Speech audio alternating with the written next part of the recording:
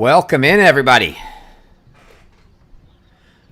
Back for our ITA All-American Championship final Sunday.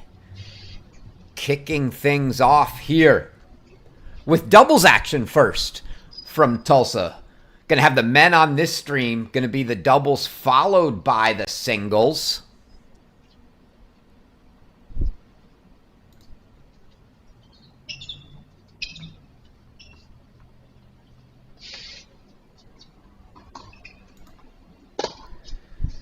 See here on the near court, just starting warm-ups. See if we can get that camera adjusted.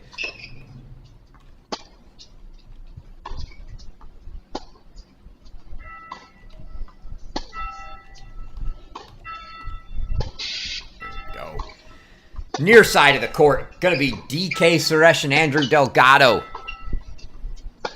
of Wake Forest. Righty-lefty combo. Going to face another righty-lefty combo on the far side from Mississippi State. Petar Jovanovic lined up across from DK Suresh and Benito Sanchez Martinez.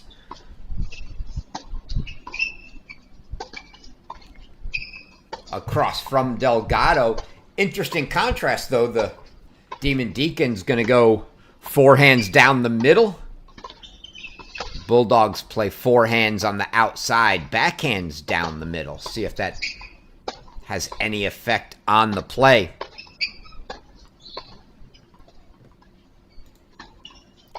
Take a quick look at how we got here.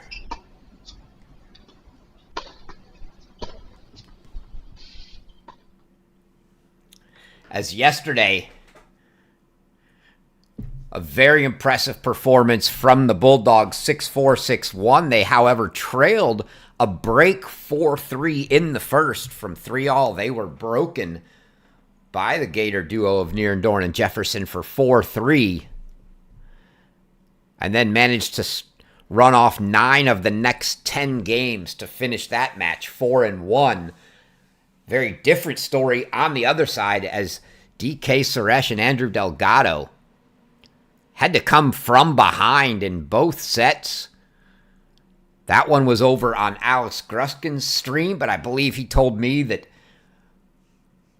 Princeton had 13 various set points that they went 0 for 13 on. So the Demon Deacons fighting off a host of set points in both the first and second. I believe it was 6-2 in that second set breaker for Princeton that they end up coming back to get.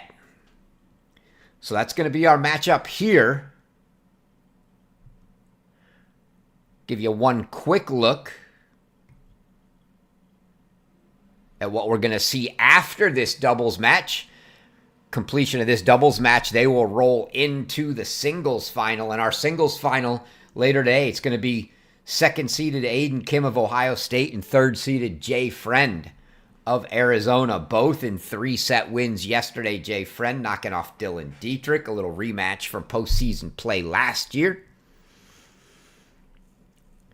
And Aiden Kim knocking off Devin Badenhorst of Baylor. So we'll get to see that at the conclusion of our doubles final coming up here. A reminder that both of these teams, as well as the teams they beat in the semifinals, have qualified for the NCAA tournament. The 2-year fall pilot that began last year also had a change in format of how you get in. You got to win your way into the NCAA tournament, and that through one of 4 tournaments.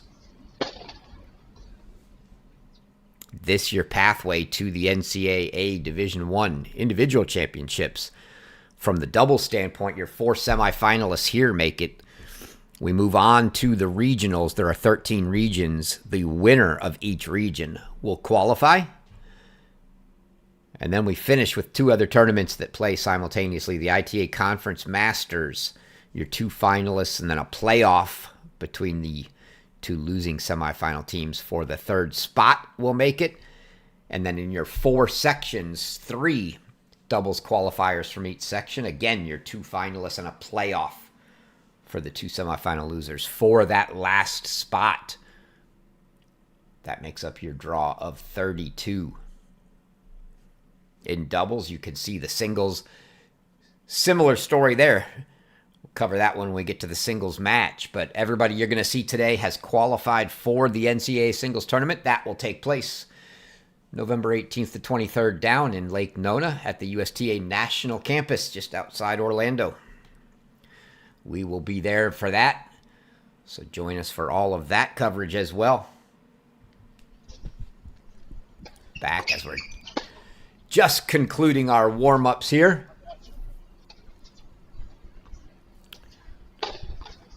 Be first look for many at the redshirt freshman Andrew Delgado for Wake Forest. We know what we're going to get from DK, frankly, from all three guys. Other than Delgado, it'll be a good look, though, at the redshirt freshman here for Tony Bresky and the Demon Deacons.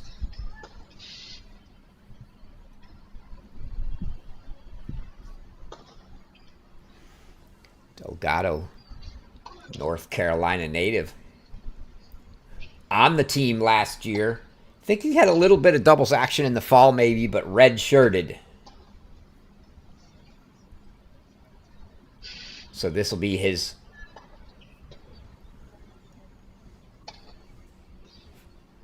first full season action. A reminder, we have electronic line calling at play here in Tulsa. The way that system works, obviously there are cameras watching the lines. If players want to challenge a call, they can, whether that be the opponent's call or even a chair official's overrule. They can challenge the call. It'll go to the electronic line calling. They get 3 challenges per set. Looks like the Bulldogs are going to kick us off serving here. It's Petar Jovanovic for Mississippi State serving.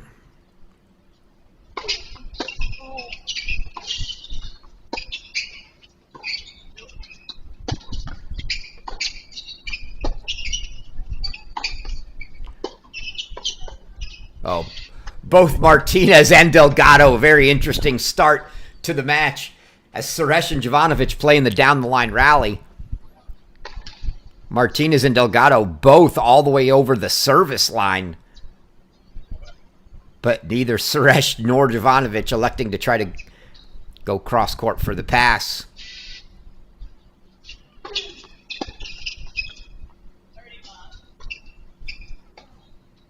Quick 30-love start for Jovanovic here.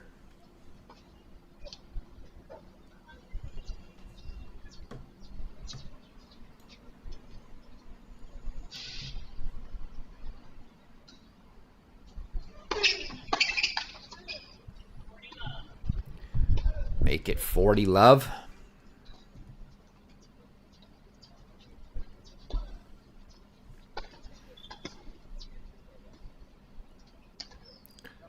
Bulldogs were only broken once yesterday.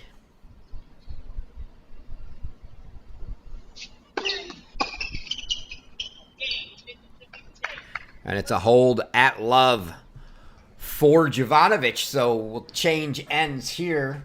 Gotta believe you're gonna see DK serving first for the Demon Deacons.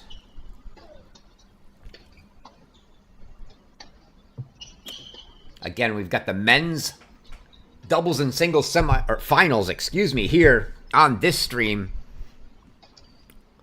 My sometimes co-host Alex Gruskin has the other stream going with the women's. I believe they're playing in the opposite order there. I think they're starting with singles and playing doubles afterwards, but you can catch that action. Valerie Glosman and Carmen Araya. Glosman of Stanford, the sophomore. Carmen Araya from Texas. Your women's singles final.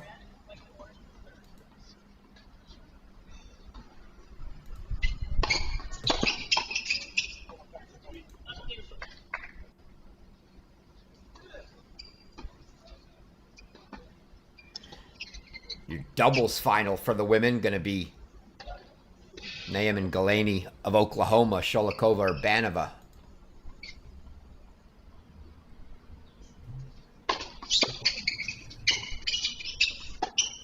Wisconsin.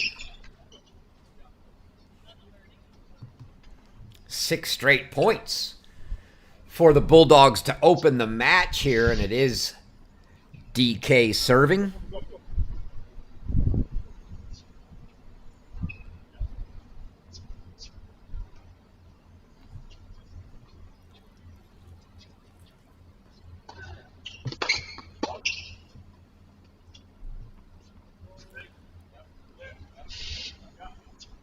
See if Jovanovic elects to go right at the freshman at the net.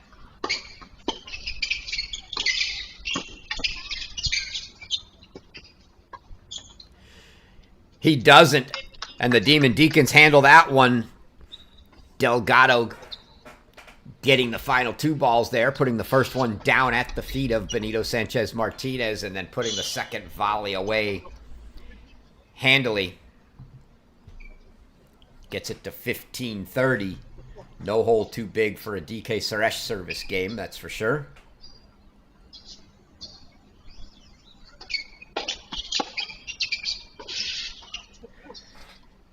Sanchez Martinez gets that return down at the feet of Suresh, though, and he's unable to handle it. So a quick start here. See if the Bulldogs can capitalize on 3 break chances coming.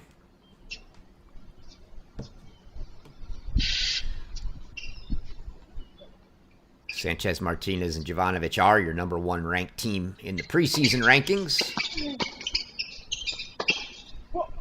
Oh, that overhead just popped up and gave Martinez a great chance. And we'll take another look at that. As you see, Delgado didn't catch it cleanly. Wasn't even that he sent it down too hard. He just didn't catch it clean. And it left Benito Sanchez Martinez an opening, and he threaded the needle between Delgado and Suresh, and the Bulldogs take a 2-love lead. Good hands there from Jovanovic. Delgado puts the return right into the Jovanovic forehand there. He puts that away.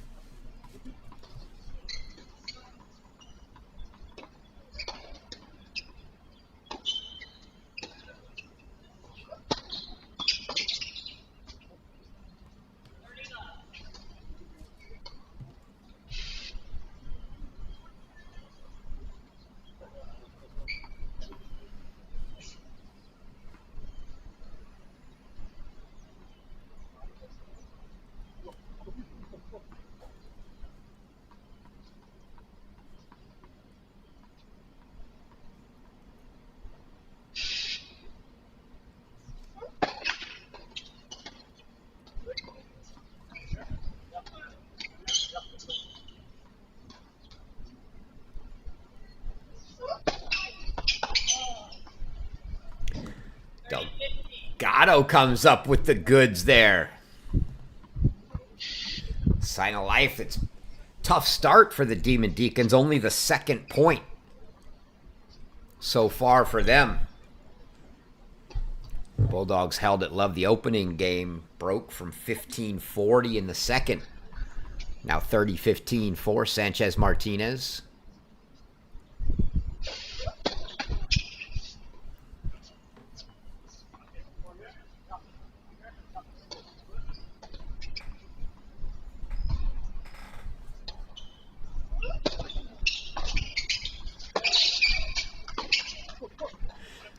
Great coverage there from Sanchez Martinez. It was a good return inside out there from DK. Sent Benito wide off the court, but he is a lefty, so able to get out there with that forehand. 40-15, Sanchez Martinez, Jovanovic, both seniors for the Bulldogs this year.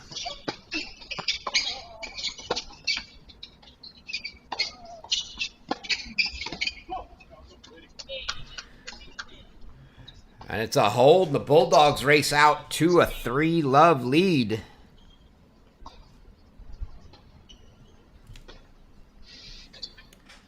Wake Forest, through 3 games, only 2 points so far. So let's see if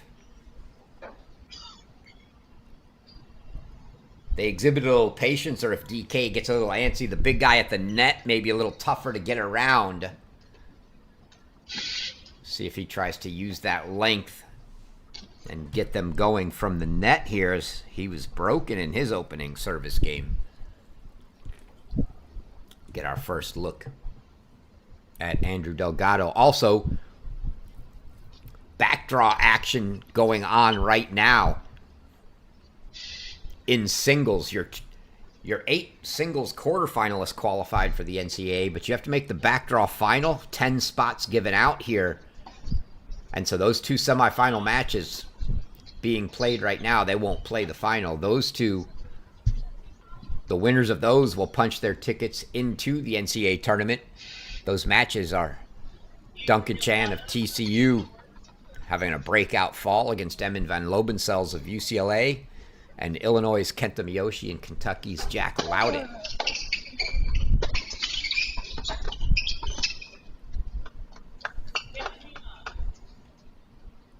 Good recovery there from the Demon Deacons as Delgado got sent a little wide.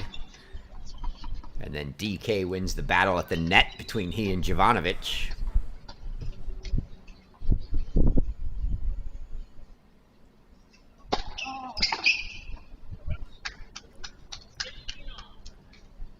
Sanchez Martinez. Another look at that one.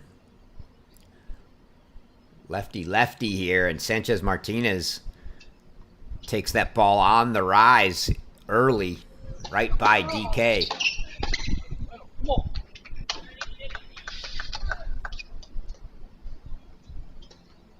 DK comes right back and says, "You're not going to do that down the middle."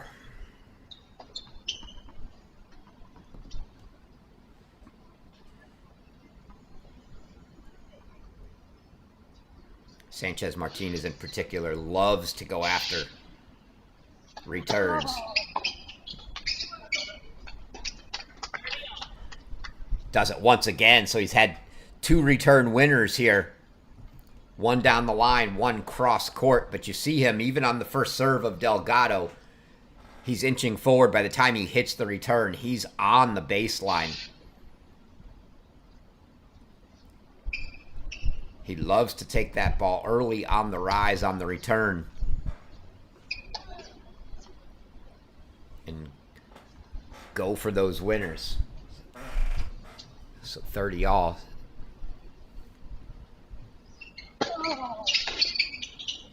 It's the spot. Probably did a little tape watching, I'm going to assume, last night, or at least Coach Bresky did a little talking to the Florida coaches. There wasn't a lot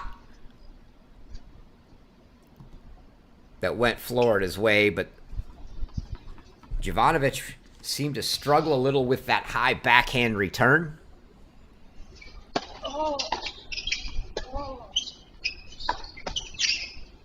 And Sanchez Martinez going right at DK.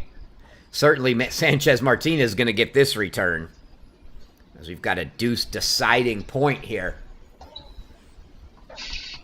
Yeah, no question. Benito's been on the return game so far.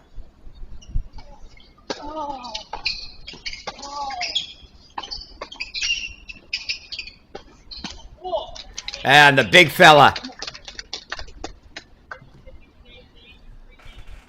DK getting up in the air to get that one.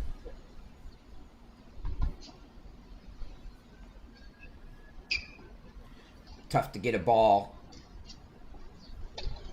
up and over DK.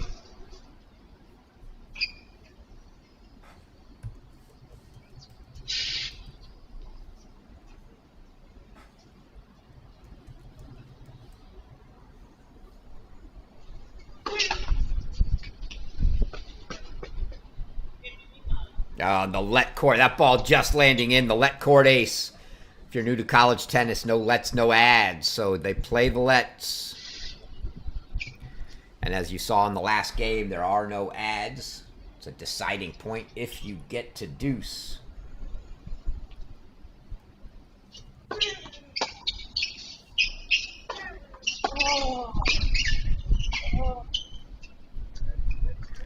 Great hands on the Bulldog side there to get that one down and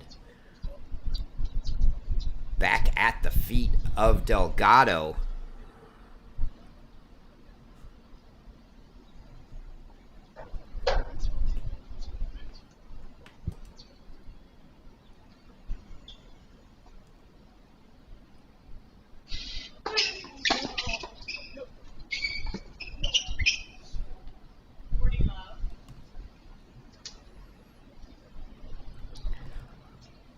Demon Deacon's unable to make any headway into Mississippi State service games thus far.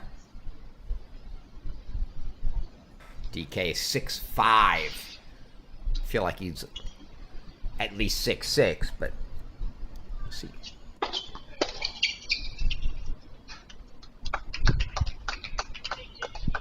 I don't know if that ball, if that was a clean whiff from Sanchez Martinez there, or if he just caught a little piece of the frame.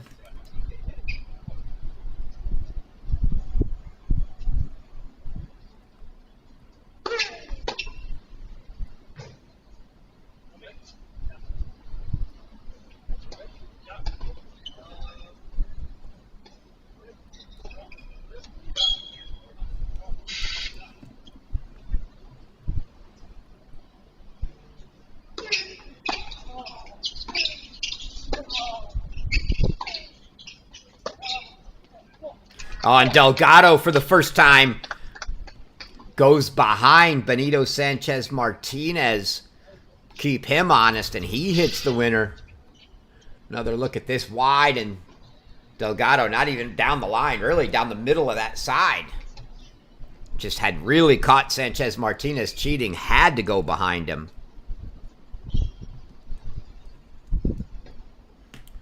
So the first time they've gotten 2 points on a Bulldog service game here. See if they can take advantage. Try to push towards a deuce.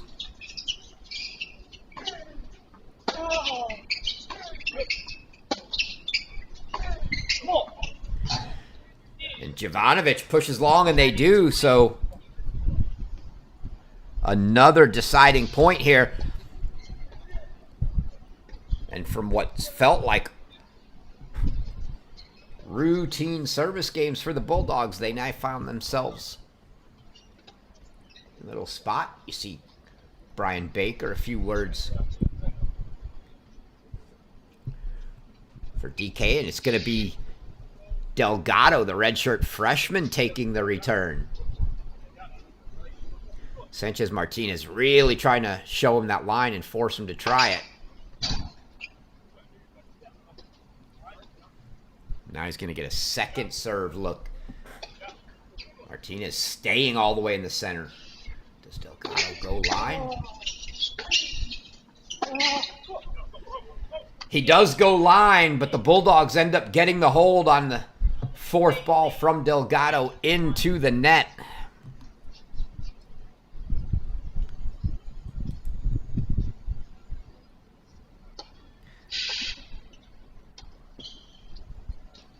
So Wake gets their first break chance of the match and unable to get it, so they are 0 for 1. The Bulldogs 1 for 2 on their break chances thus far.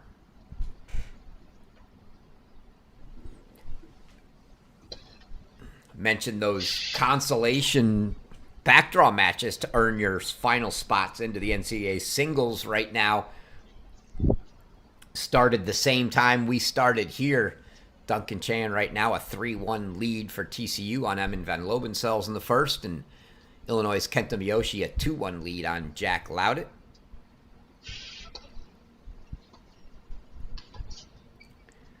Loudett's had a great tournament. He's in the match to make the NCAA, and the match he lost in the main draw was a little crazy from the standpoint of He had, I believe, 5 match points against Ozan Barish. I saw 2 of them myself at 5-4 in the second for a straight set win. Serving didn't get him. He ends up going to a third. He's down 4-2 in the third. And under the point penalty system, gets overruled in a match default. One of 2 match defaults we've seen this week, at least, here in Tulsa. One of those was a code violation for him. The other 3, all electronic line call challenges and overrules.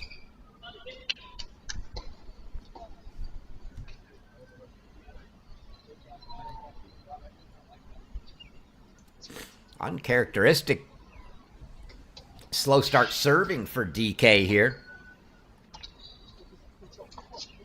Only got 1 point.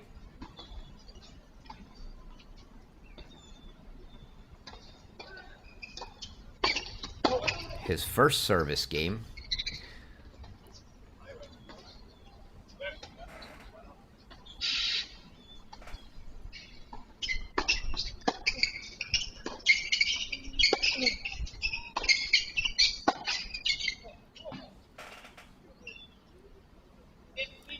Bulldogs really trying to force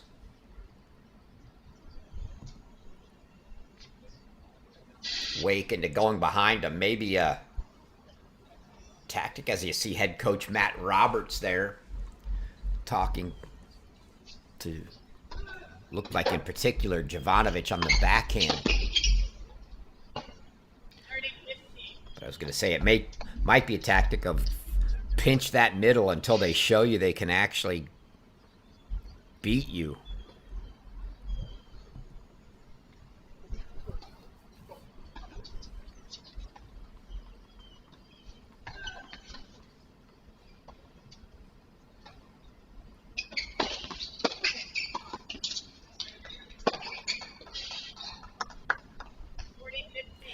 Overcooked by Benito Sanchez Martinez. You'll see a little bit of that.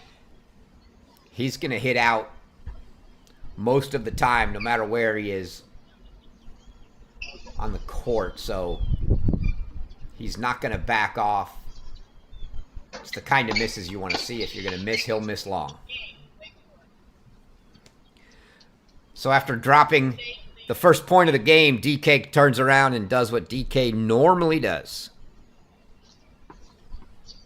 Runs off a host of quick service points there.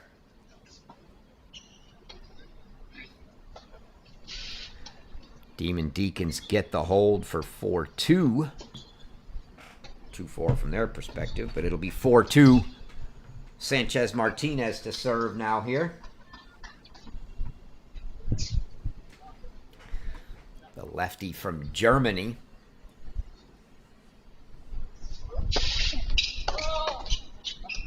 Some good hands there.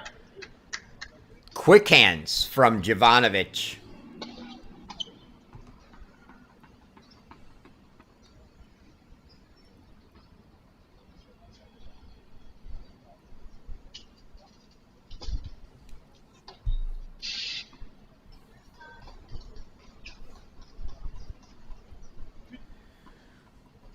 See Matt Roberts there.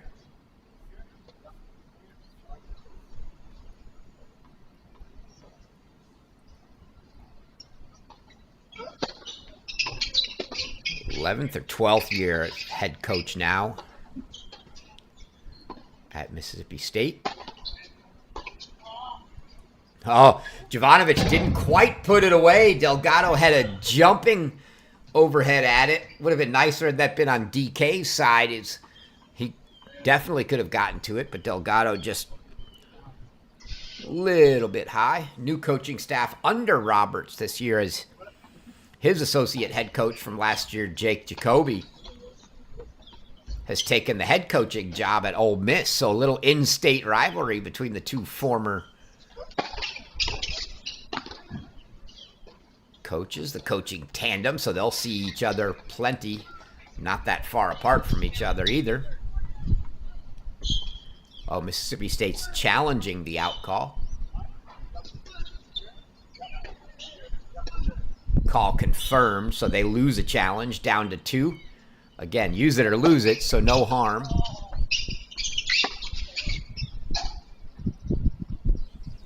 Delgado wisely electing to let that one go as Sanchez Martinez, again, we talked about it. He's going to hit out on all of those balls, so he'll have his fair share of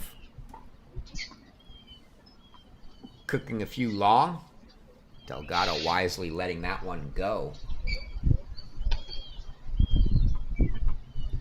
Twas the 12th year for Matt Roberts at the helm of the Bulldog program.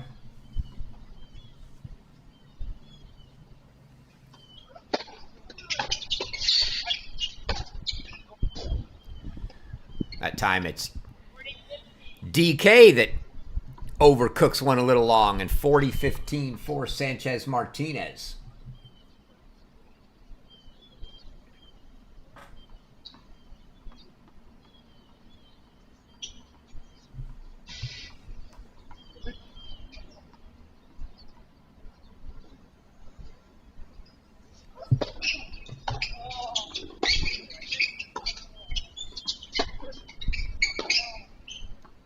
Oh, and that one lands in. Not sure if Jovanovic could have put a good racket on it. We'll try to get another look at that one. See. No, I don't think he could have got it. He started to put the racket up, but that would have been tough to reach. And enough topspin on that from Delgado that it lands in. And it was 40-love to 40 to deuce. Last service game of Jovanovic is here. Let's see if they can do the same type of thing to Sanchez Martinez here. They cannot. DK's backhand return sails long, and the Bulldogs hold for 5-2.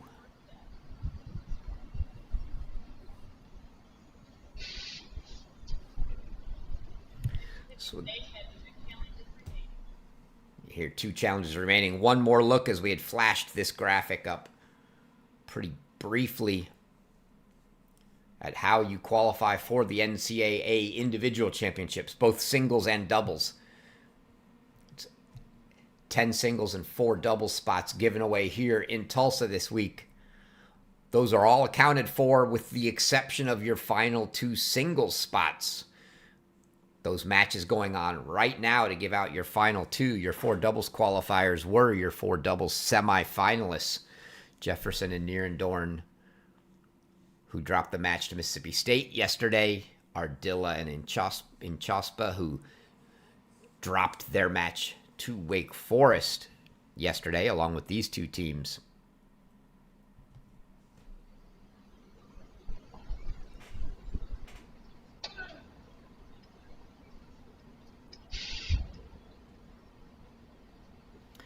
There you see Brian Baker on coaching duties.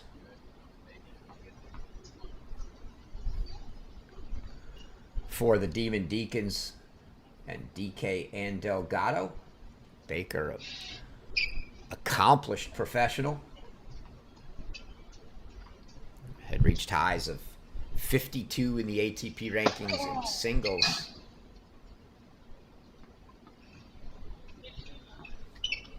Looked like it might not have been in, but not going to be called by the Bulldogs. So 15-love. Baker as high as 29 in doubles in the ATP rankings.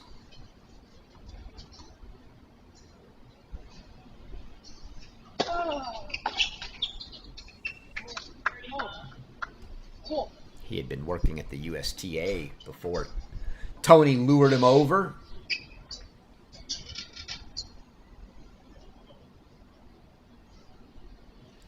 That was after Chris Eaton, I believe, left to go do some individual coaching on tour. Now Delgado's got the service game going. Maybe a little bit of the Bulldogs trying to rush into a 5-3 service game to serve it out. Could be dangerous.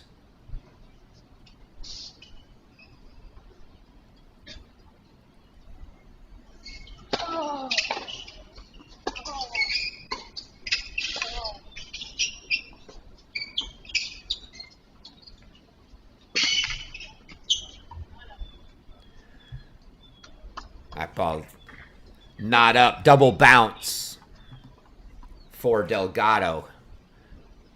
That was why the delay of Sanchez Martinez looked like for a moment there.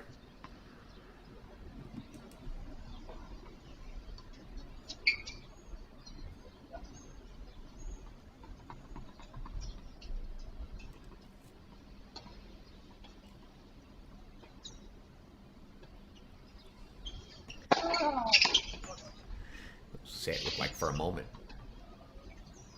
Benito just wasn't going to get to the ball.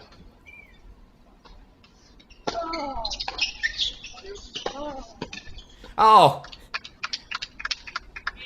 Felt like a little rope-a-dope. DK poaches, misses, and Delgado just hits the clean winner. Great concentration there from Andrew Delgado as he had DK cross right in front of him and missed the ball, not able to reach out and make contact, but Delgado then just goes inside out forehand for a clean winner.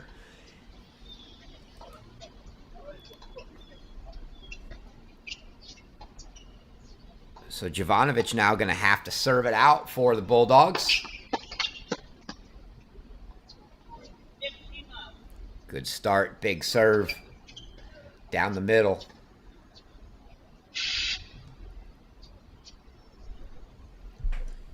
Mentioned Jovanovic, Martinez, both seniors. Jovanovic from Montenegro.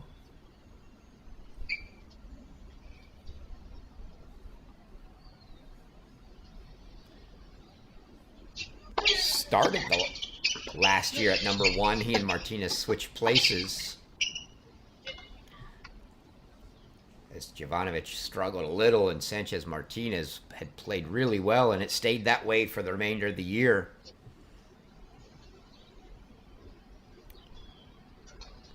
Be interesting to see how that plays out again this season, as Sanchez Martinez went 0-2 in the main draw this week, and Jovanovic made a deep run in the consolation,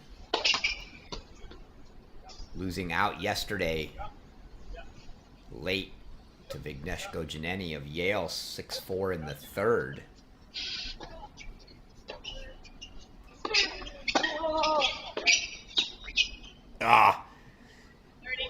DK really wants to come across and use that length, but again, just out of the outstretched reach, caught the top of the frame. Unable to put it in play, so 30-15, 2 points from a set now.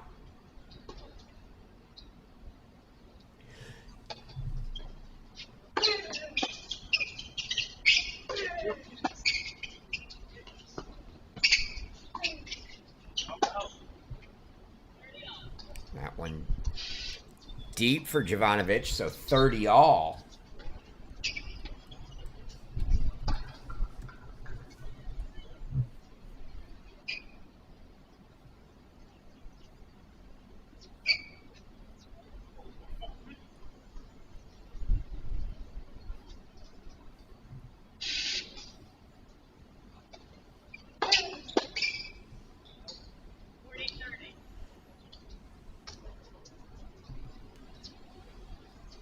So a couple set points now coming for the Bulldogs.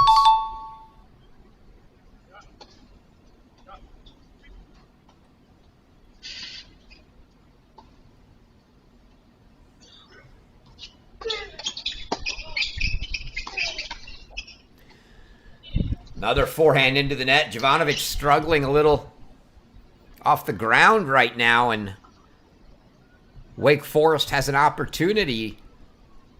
And this time it's going to be the big fella DK Suresh that's going to take this return. Set point, also break point for the senior from India.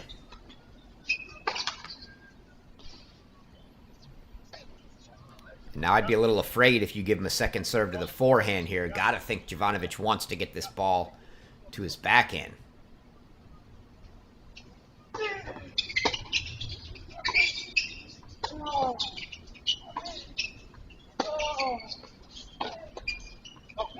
And it's a break. Sanchez-Martinez maybe just slightly interrupting the concentration of Jovanovic as he came over and tried to poach that one.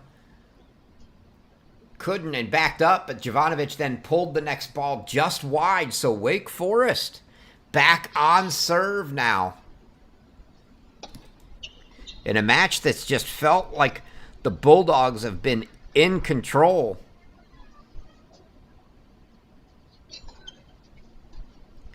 The entire way. And all of a sudden they find themselves back on serve here. 4-5 for Wake Forest. Both teams now 1 for 2 on break points. The Bulldogs getting theirs in the second game of the set for a 2-0 lead. Wake Forest getting theirs in the 9th game to bring it back on serve at 4-5.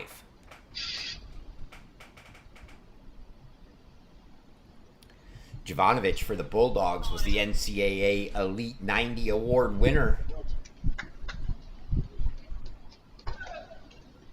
in tennis. That Elite 90 Award given out by the NCAA is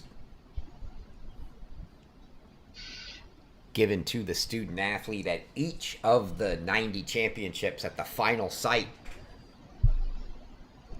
To the student athlete with the highest cumulative GPA at the final site. That going to Jovanovic last year.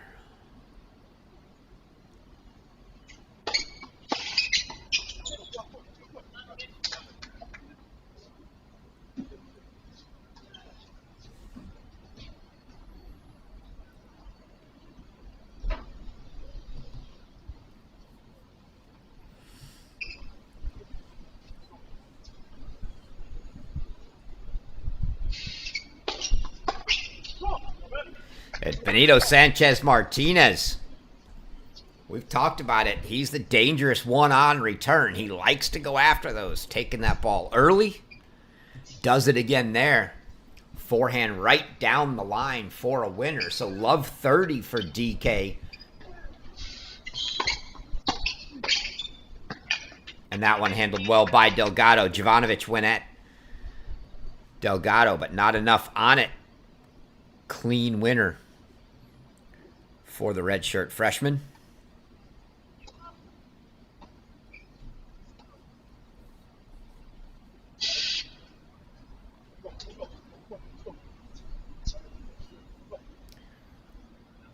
Don't have a Mississippi State record book in front of me, but that's at least the second Elite 90 award that they've won. Oh, Ace T from Suresh. As I recall, a number of years back, Rishabh Agarwal for the Bulldogs, an Elite 90 award winner.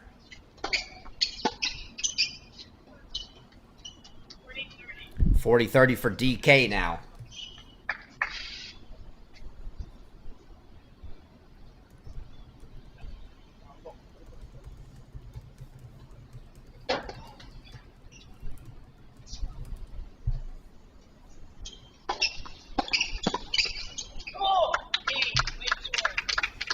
DK gets the hold, so 5-all. After a love 30 start to that game. Good come from behind.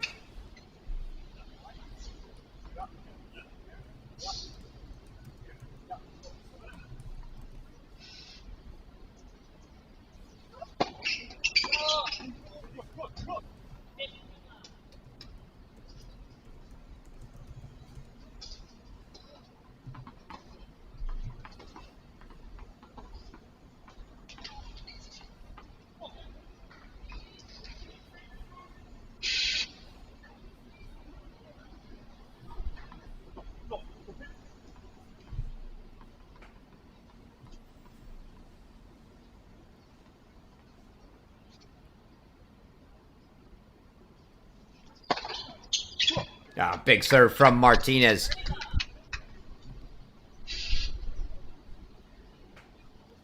And this has got to feel very similar to the first set that they played yesterday, the Demon Deacons, as they were trailing 5-3 to Princeton in that one as well, before getting back to 5-all and then eventually taking that first set in a tiebreak. Things going very similar here.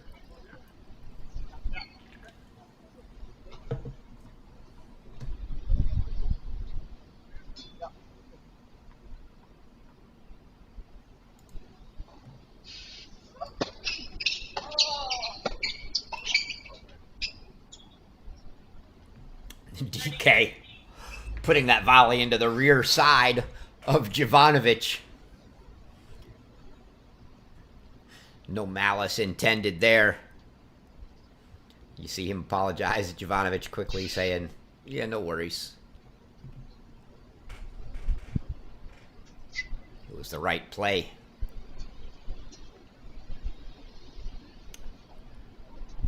That women's singles final over on Alex Gruskin's stream. 6-2-2-1 for Stanford's Valerie Glosman right now.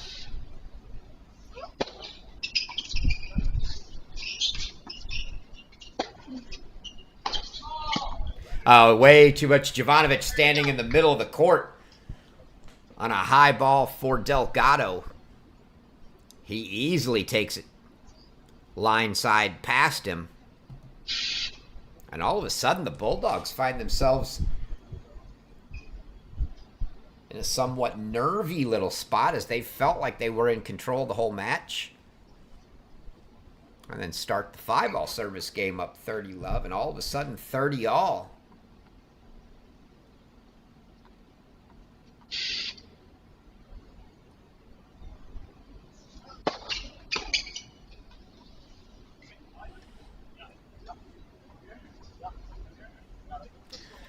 Jovanovic looks like he's going to poach, so Martinez is going to cover line here.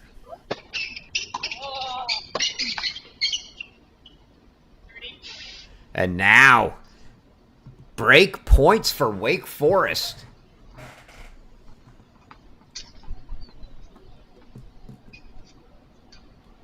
What a turn of events here for Mississippi State, as Roberts trying to give some advice on where to serve DK.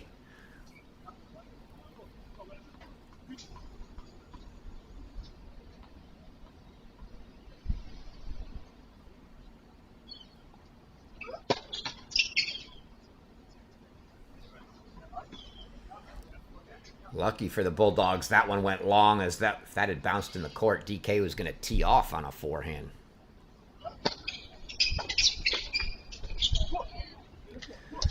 Jovanovic didn't exactly hit that one clean, but the swing he took at it, I think, made it look like it was going to get there faster than it did.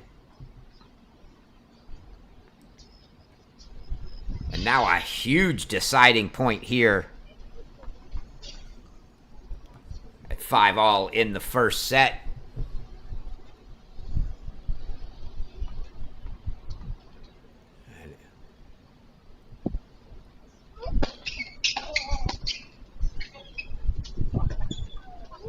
Oh my goodness. You see DK and Jovanovic having a little laugh about that there. I don't know if we caught enough of that on the replay or not. Let's see. Oh, we did. And that, and you could see on the replay that as he caught that one off the frame, because he swung through it, it actually had a bunch of backspin. Let's try that one more time. You could see this ball. Looks like DK is going to get there easily. And the ball bounces. The first bounce at the service line and the second bounce back close to the net because of the backspin on it. What an unbelievable miss. And winner from Petar Jovanovic.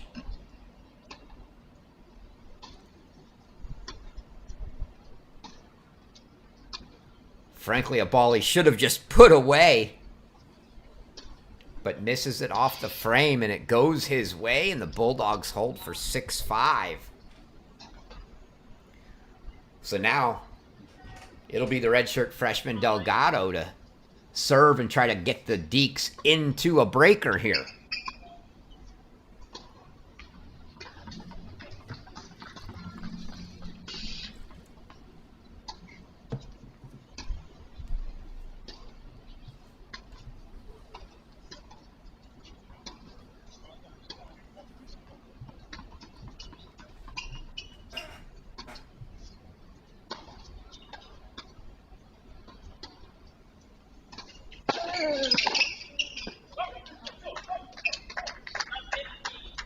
Again. I mean, how many times? The problem is I don't know where you serve him because he's done it off both the backhand and the forehand. But you got to do something to back Benito Sanchez Martinez up. Maybe more slice. For Delgado, it'd be slice T. For DK, it'd be slice wide, but... sorry, that was actually Jovanovic on the first one.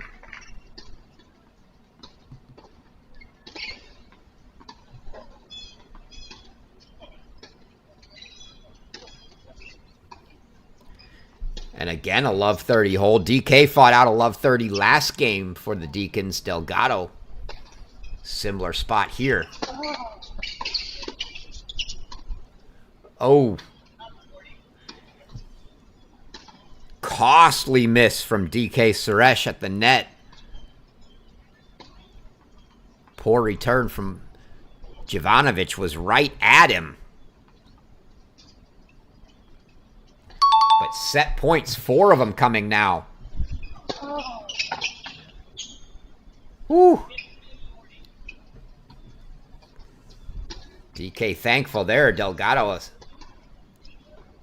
not a lot of pace on that serve, and Martinez definitely going to go after that. The off pace maybe caught him a little off guard.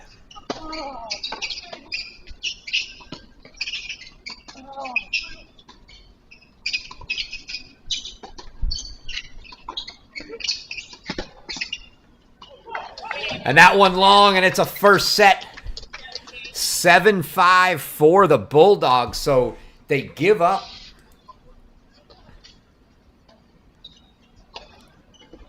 the break from 5-3. And then fight off a couple break points.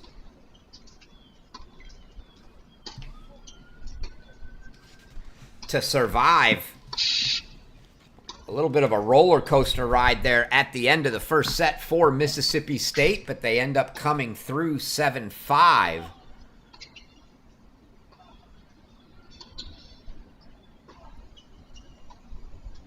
It looks like Delgado may have... No, he's still there. I would say he may have run off for his restroom break. Looked like he was just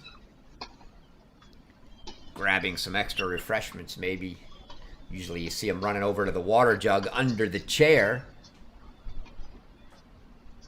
But they probably have their own on the side. And you see our chair official gathering up the balls and going to put the new ones out.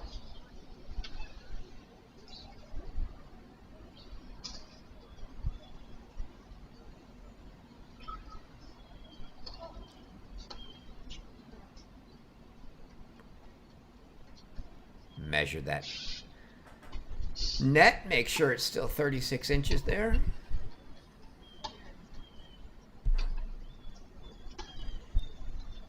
Take a look at our consolation singles matches that are going to decide our final 2 NCAA singles berths.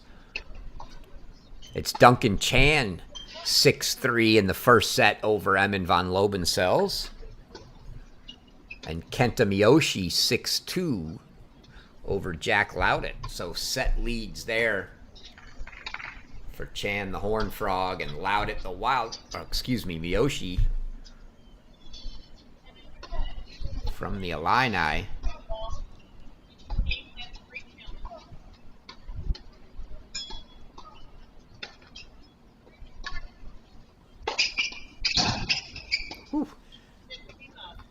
Big serve tee from Jovanovic to open the second. Your women's final, Valerie Glasman, still a set and a break up on Carmen Araya, 6-2, 3-2. They have consolation action there, too. Back-to-back aces from Jovanovic here to start the second set.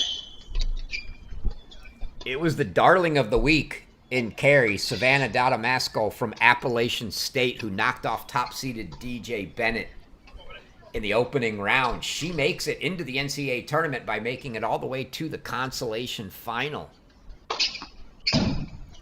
Just wide.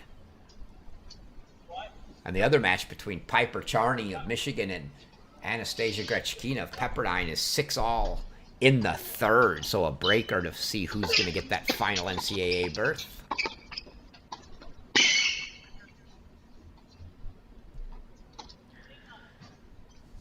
Again, an overhead not quite put out of the stadium. Delgado made a run at it. Got a good clean racket, but sent it deep.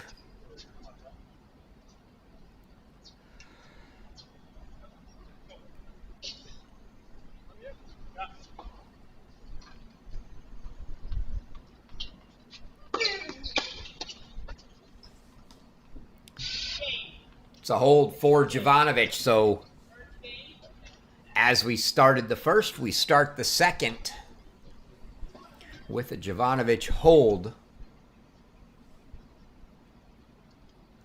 Singles final upcoming after this one here on Court 1 in Tulsa.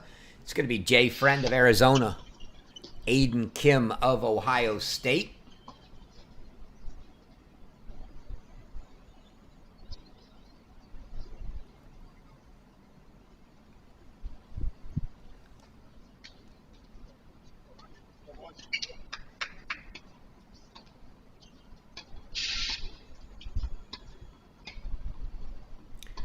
Certainly NCAA berths are one of the things players were looking for here. For the Americans in the fields, they're looking to establish a solid resume.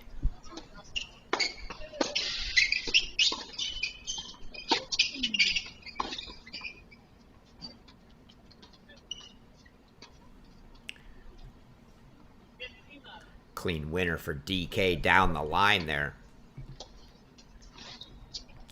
As there are at the NCAA tournament, if you make the doubles final,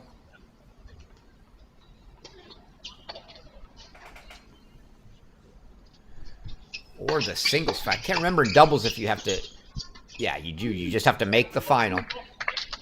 If you make the final in doubles or singles, and you are American, you earn a spot into the USTA wildcard playoff, provided that format stays the same this year.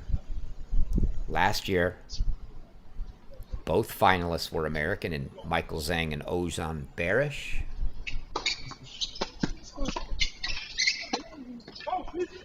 And Petar Jovanovic, winner there for 15-30.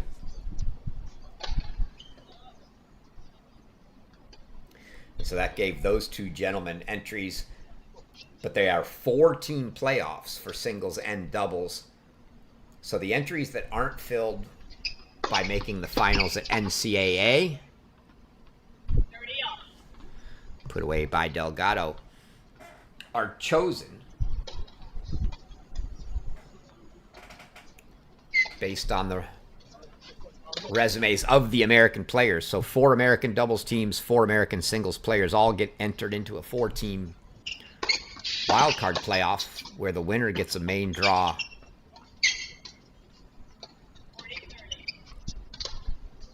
U.S. Open wildcard.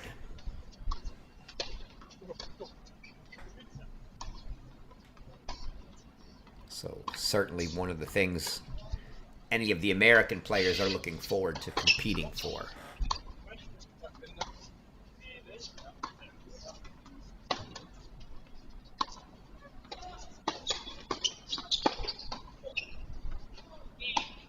Sanchez Martinez pulls that one. And from a slight little hole, no problems for DK, and he holds for 1-all. So a better start to this set than the first, as DK was broken in the second game of the first set for a love 2 deficit. So all square now. Valerie Glasman now serving for the match in carry against Carmen Araya. She's up 6-2, 5-2 in the singles final there.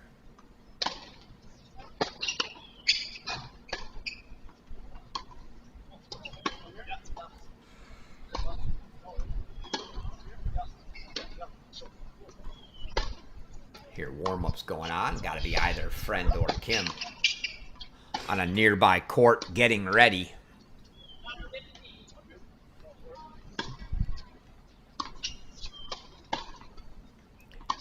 Kenta Miyoshi has jumped out a set and a break now. 6-2, 3-love over Jack Loudett in that consolation semifinal.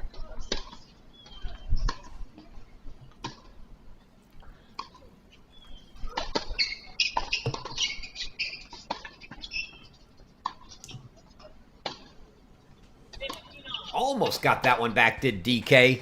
Jovanovic didn't quite get it put away for a clean winner, but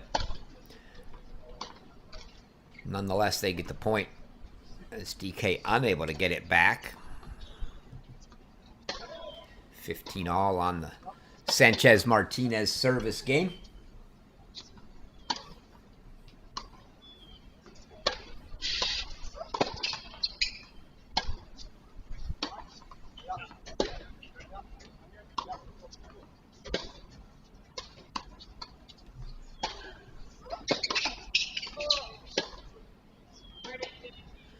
And that ball off the tape.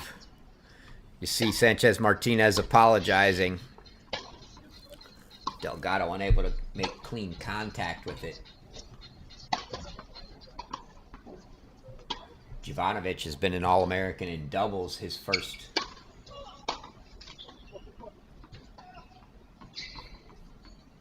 three seasons, I believe.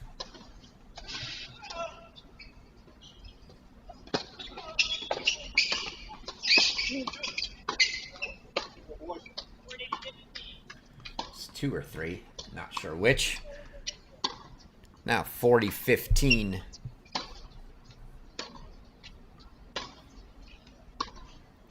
For Sanchez-Martinez.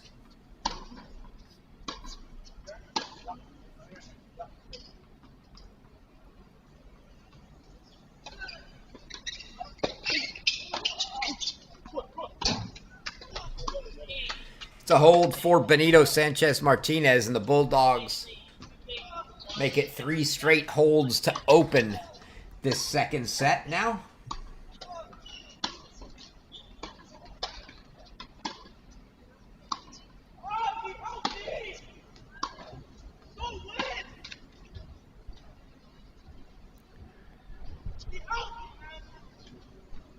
Here's some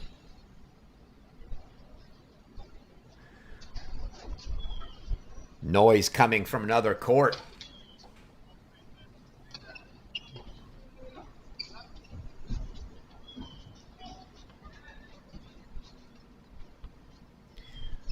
Looking at scores to see what that might be, not sure.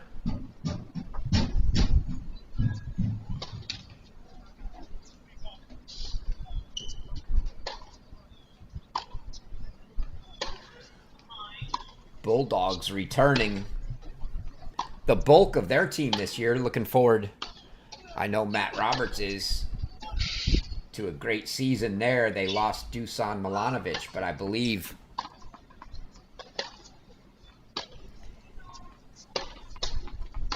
the rest of the lineup is back. And they also bring in freshman Raphael Vaxman from France.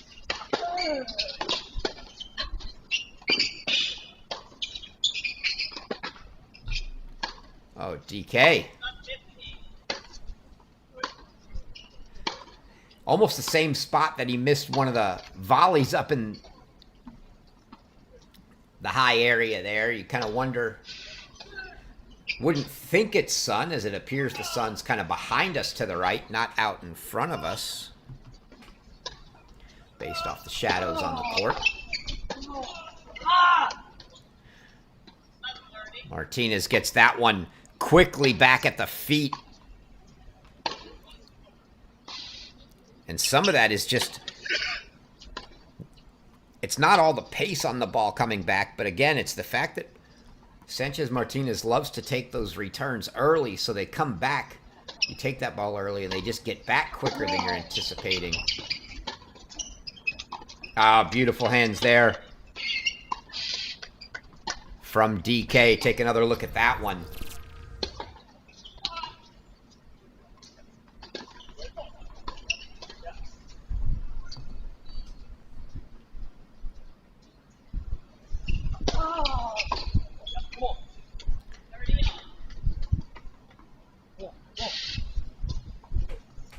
Placement there from Delgado made it a tough reach for Sanchez Martinez. You see, he's still doing the same thing. He's creeping just inside that baseline, trying to make early contact.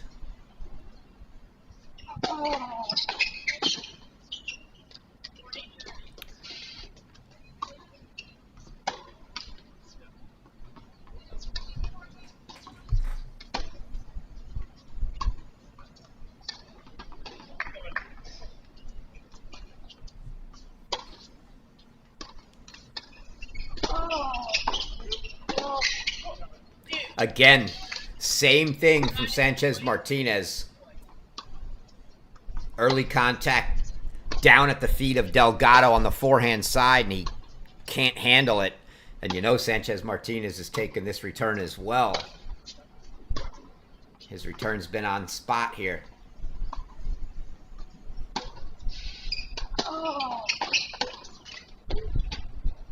And he goes line. Thought the serve might have been a hair long. If I'm Wake Forest, I challenged my own serve there.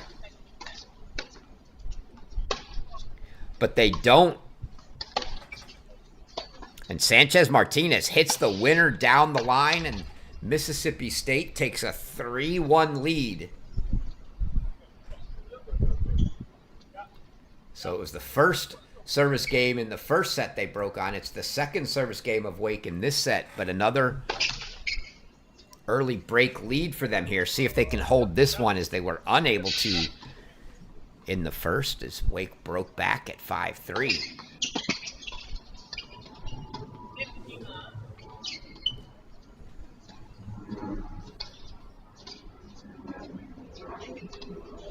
That lineup for Mississippi State, great lineup coming back. They have their top four returning in Sanchez Martinez, Jovanovic, Nicolo Baroni, who was a freshman last year from Italy, and Troy transfer Mario Martinez Serrano.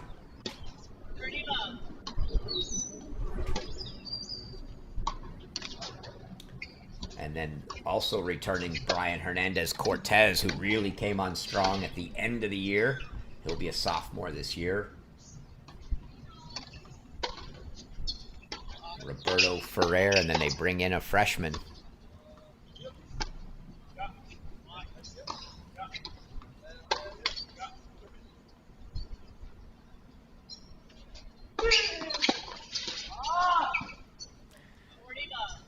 Delgado letting out a little bit of a scream of frustration as he's unable to put that return in play, and 40 love for Jovanovic here.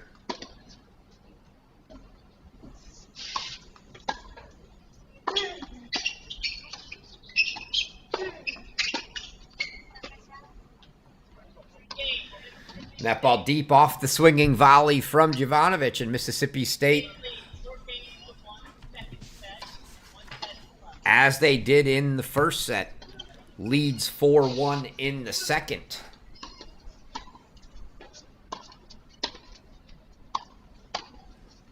And it's going to need to be a quick regroup for Wake Forest here, as they're going to have to break one of the next two Mississippi State service games.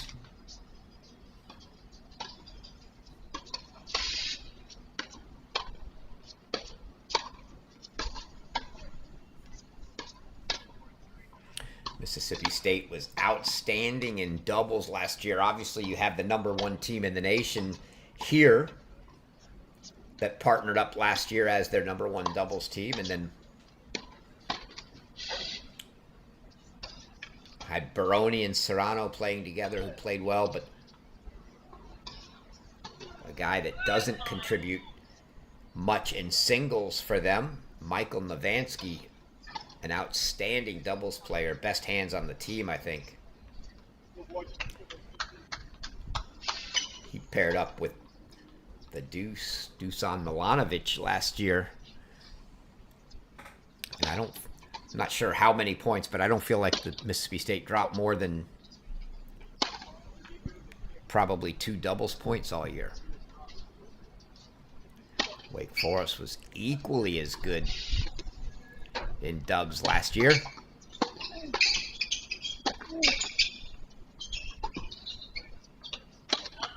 Sanchez Martinez puts that one away. In fact, this Mississippi State team, I believe, played Luca Powell and Kasper Simkowiak, Middle Tennessee transfer, over to Wake in the earlier rounds here. Another Wake Forest team, but you had Powell and Tachi that were so good last year, and then rotating cast in the other spots. DK is going to be good no matter who you put him with. He started the year playing with Stefan Dostanic.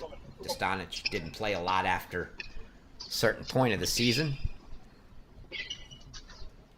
so it got down to NCAA time again.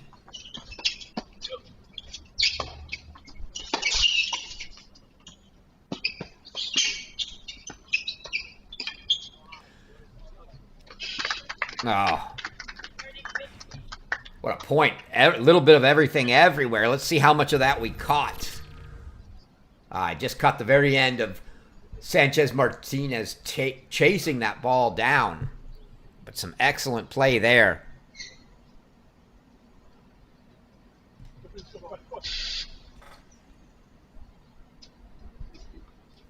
Is DK now serving at 15-30.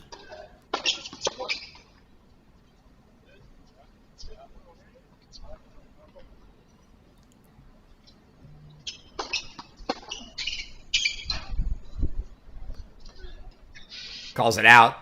Mississippi State's going to challenge. You saw Sanchez Martinez was inside the baseline before he even served, so he caught that a good couple feet in. See the result.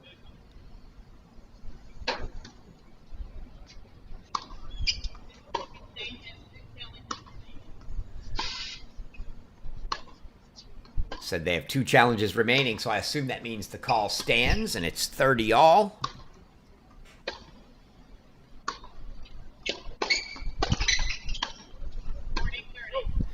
Jovanovic. A little short on that return. And so from 15-30, DK now 40-30 and a couple game points.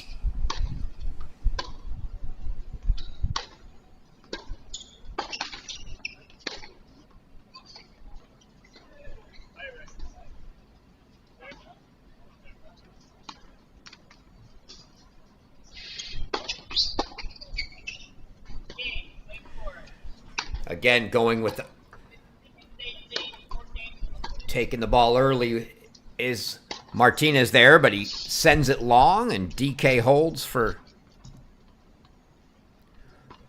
2-4, just as he did in the first set. So find ourselves in a similar spot with Sanchez Martinez serving at 4-2 for Mississippi State.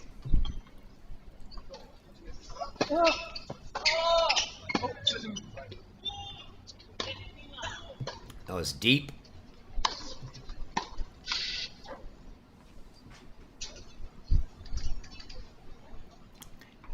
If you can get the ball inside the baseline there, that's a great. It's kind of what Sanchez Martinez has been doing to him being Delgado, is been putting those returns right at his feet on the baseline, and you see Sanchez Martinez trying to hold his court position. So had that ball landed on the baseline, it would have been a very tough ball to get back.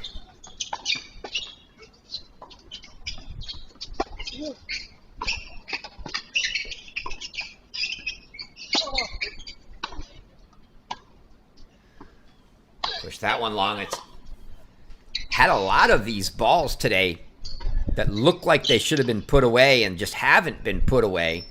They've been popped up, maybe hit a little too much down and not through the court.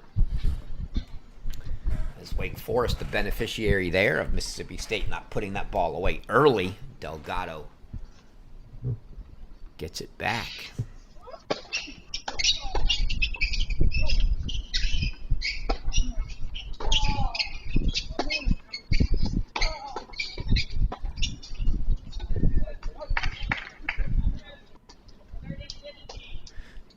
Again, Jovanovic there would have liked to put the first volley away. DK able to get it back and extend the point into a decently long rally, but eventually Jovanovic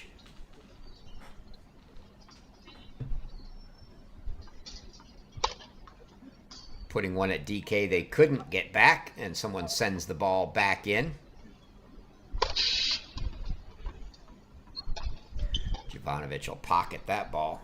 30-15 for Martinez.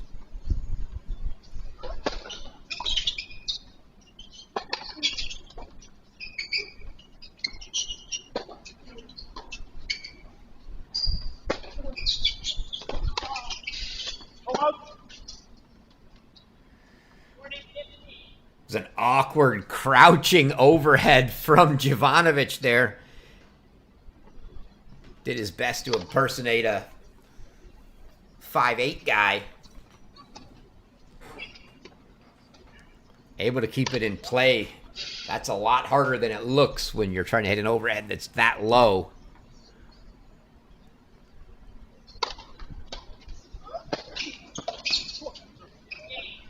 Good serve from Benito Sanchez Martinez, and the Bulldogs are a game away as they take a 5-2 lead again. Very similar to the first set score line. Same serving rotation, same score we had then.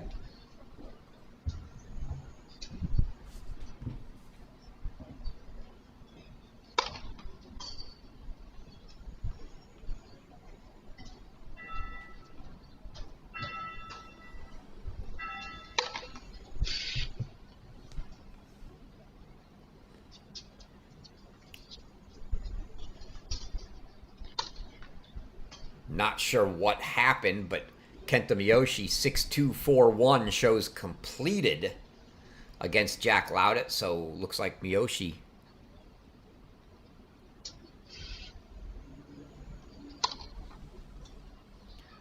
is through to the NCAA tournament. The other match looks like it's going to go 3 potentially. Duncan Chan down 5-2 in the second after winning the first set, so Emin van Lobensel's trying to force a third there. Piper Charney of Michigan 8-6 in that third set tiebreak in the consolation match on the women's side, so she punches her ticket. And Valerie Glosman, your All-American champion, 6-2, 6-3 for the Stanford Cardinal.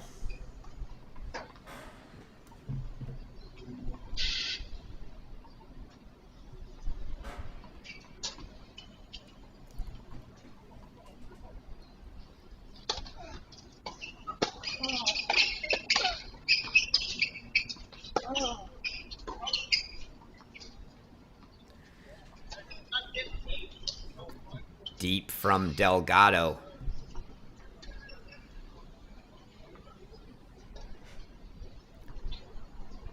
Again, the men's final will follow this one after a brief break.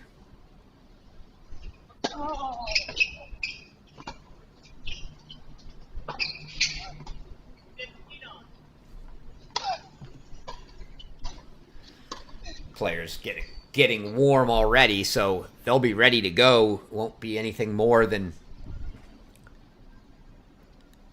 clearing the court. Any sort of championship celebration there might be.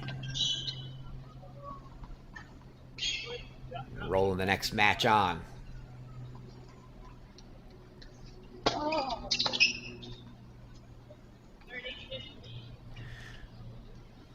Jovanovic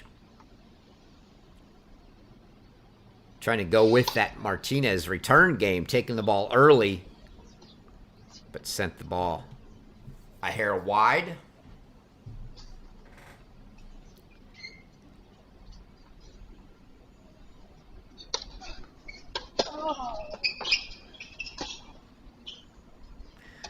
You see, he missed it long, but you can see it's the same thing from Benito every time. He's starting his stance just behind the baseline, but by the time he makes contact with the return, he's right on top of the baseline.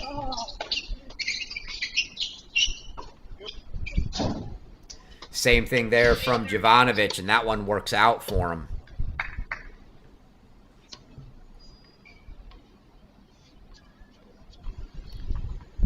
Get those returns in play, and you like to be 2 up at the net as they do. It's a great advantage court positioning wise if you can get that return and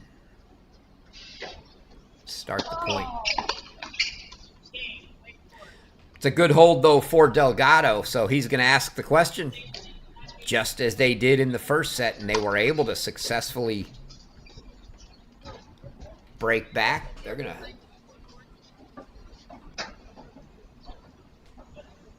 force the Bulldogs here to try to serve it out. It'll be Petar Jovanovic.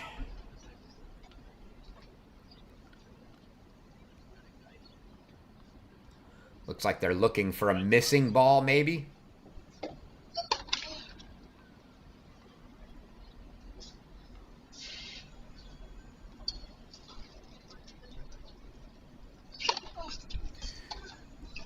Looks like they got some new balls. Jovanovic holding them up to ask the Wake Forest guys if they want to see them first. They decline. Common courtesy. So Jovanovic here to serve 5-3 for the match and the ITA All-American title.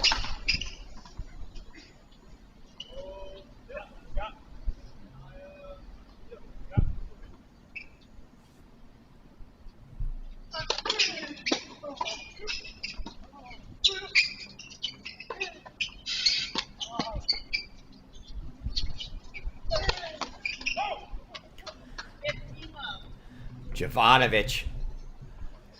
It was a good defensive play from Delgado. We'll take another look, but Jovanovic takes that high lob and goes down the line right past DK. DK not even really giving him a big target on the line to go for. His left foot was almost on that singles line. But Jovanovic makes the pass for 15 love.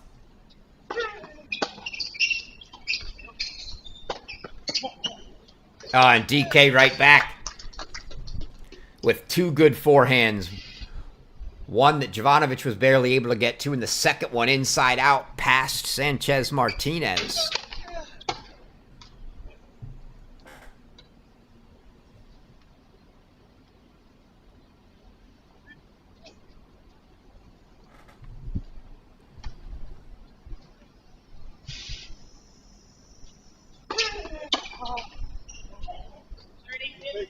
And Delgado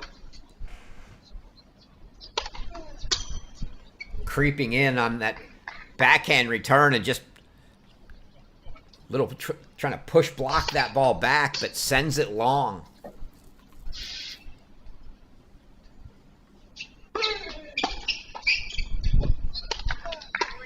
Well done by Benito Sanchez Martinez there. He anticipates another look here. DK going cross. He gets it, and that's going to bring up a match point now. 3 match points for the Bulldogs.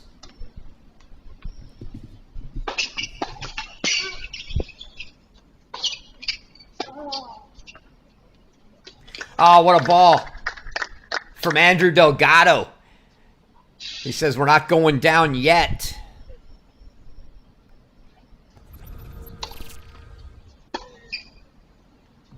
Take another look at that pass down the line. Beautiful. Match point number 2 here for Mississippi State. And the service winner from Petar Jovanovic and Mississippi State is your 2025 ITA All-American Champions in the men's doubles. They take down DK Suresh and Andrew Delgado of Wake Forest 7-5, 6-3. You see everyone very cordial. You see our man Jordan from the ITA getting photos and footage from the court. And it looks like we are going to have a little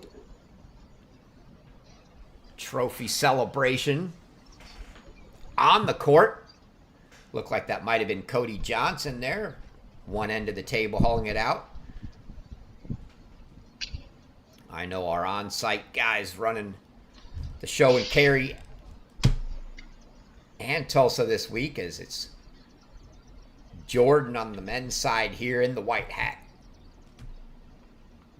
Been taking care of most of the details for us from Tulsa, and Zach has been doing the same in Cary.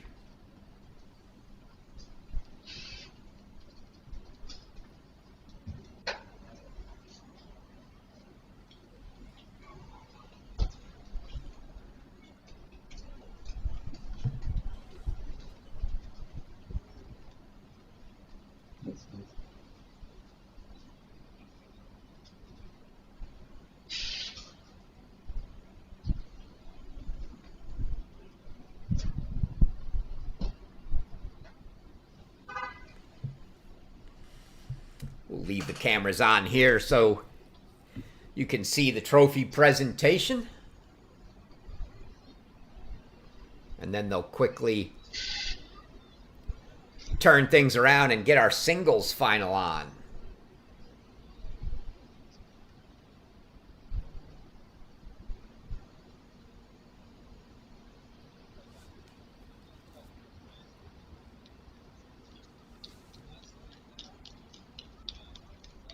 The OCD of Matt Roberts is not going to let him out to the doubles final of the 2025 let that go. ITA All-American Championship.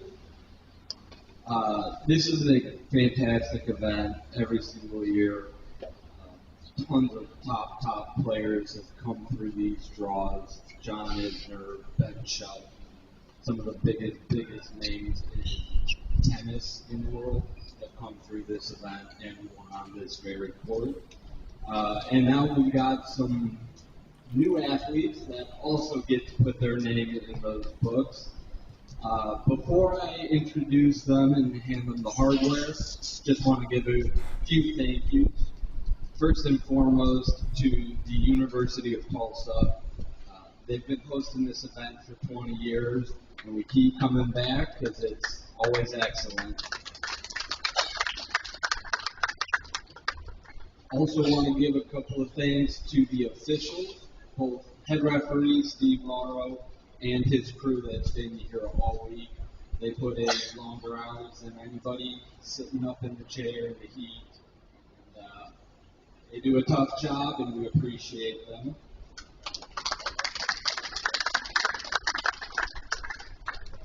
We've also got a handful of partners that always help make these events great. This year we have the pleasure of having Play Replay provide electronic line calling all week. And speaking to coaches, speaking to players, it adds a ton to college tennis. So we're looking forward to moving forward with them for the next several years and hopefully well into the future. And with that, let's get a round of applause, and then we'll get a couple words from our runners-up from Wake Forest.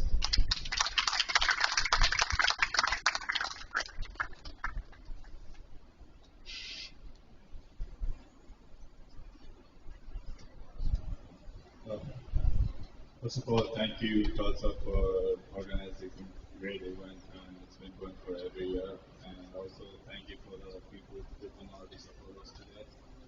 It's been really good, and also the sharing place. I know it's been a really long week, so a long hours, long days, and We're happy that we made the finals, but we didn't really give our best shot.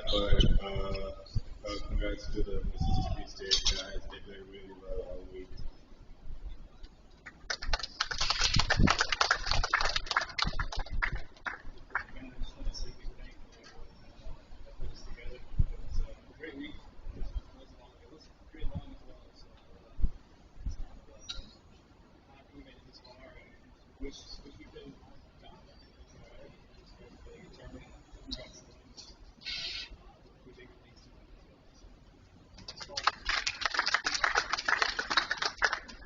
And now your 2025 ITA All-American Doubles champions from Mississippi State.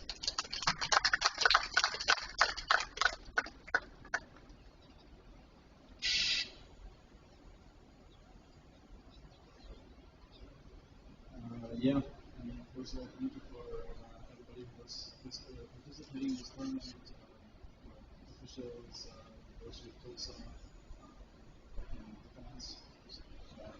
It's been great. We're really good for the tournament last year. I did it this year, so last year probably. So I think both of us are back there. Last few days, last week, really good weather. So I think we got that again. Yeah, thank you for the today.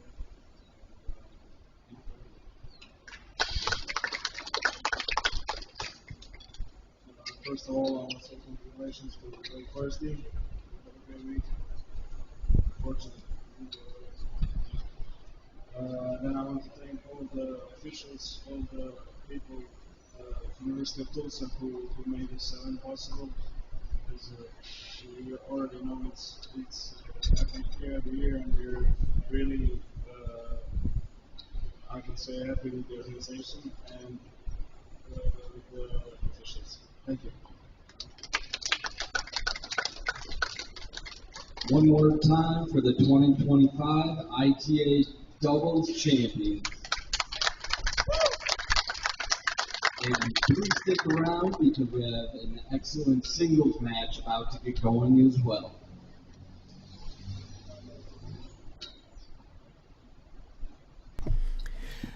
All right, so there you have it.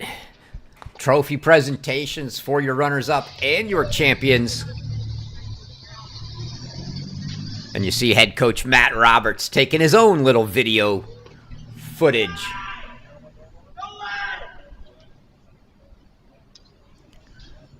Of the guys.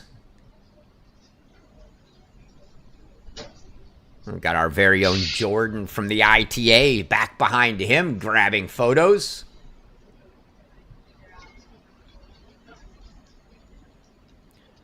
Matt was trying to direct him to the net, or the scoreboard, I think. He wanted him to go get a picture by the scoreboard. He better hope that score stays up there long enough, or maybe there's one on this corner too. I don't know.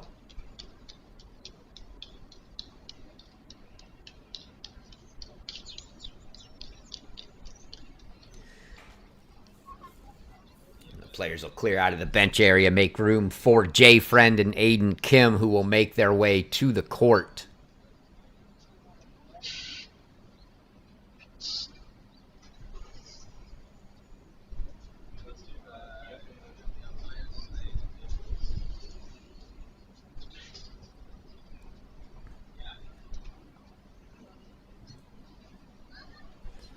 And I do believe that was Cody Johnson doing the trophy presentation there from the ITA.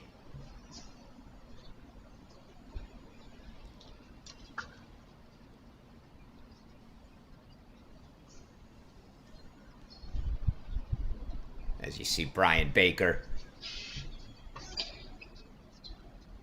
Handshakes for both the players and Coach Matt Roberts as they continue their photos. We're going to take a couple-minute break here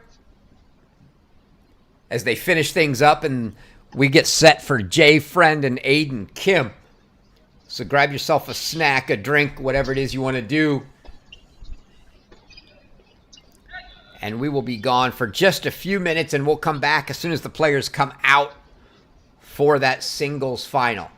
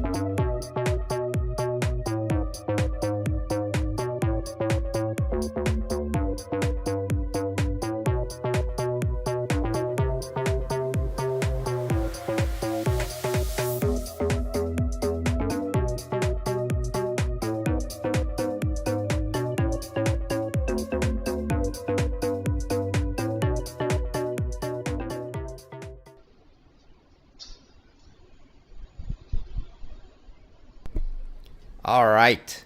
Welcome back in, everyone. As you can see, the players out for the coin toss and getting ready for the 5-minute warm-up, and then we will begin our All-American singles final here on the near side. It's Jay Friend from Arizona. On the far side, it's Aiden Kim from Ohio State while they warm up. Give us an opportunity to run you through how we got here and what's happened this week so far. So this is your men's singles bracket from the quarterfinals on. It was Jay Friend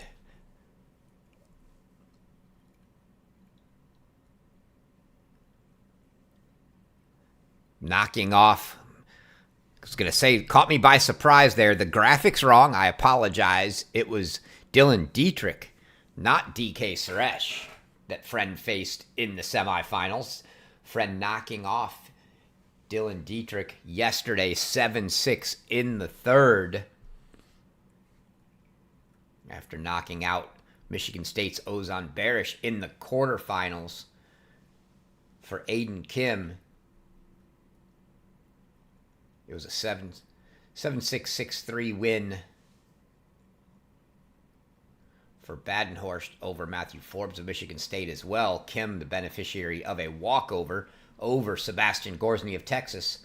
And then Aiden Kim yesterday knocked Badenhorst out 6-4 in the third. So it'll be Jay Friend versus Aiden Kim here for your All-American title. The 8 players you see on the left: DK Suresh, Dylan Dietrich, Jay Friend, Ozan Barish, Devin Badenhorst, Matthew Forbes, Sebastian Gorsny, and Aiden Kim, all qualifying for the NCAA Singles Championship, November 18th to 23rd at the USTA National Campus. A little recap on what we had on the men's doubles side. You see the bracket complete. If you weren't with us about 20 to 30 minutes ago, it was Benito Sanchez Martinez and Petar Jovanovic of Mississippi State taking home the title. 7-5, 6-3 over DK Suresh and Andrew Delgado of Wake Forest.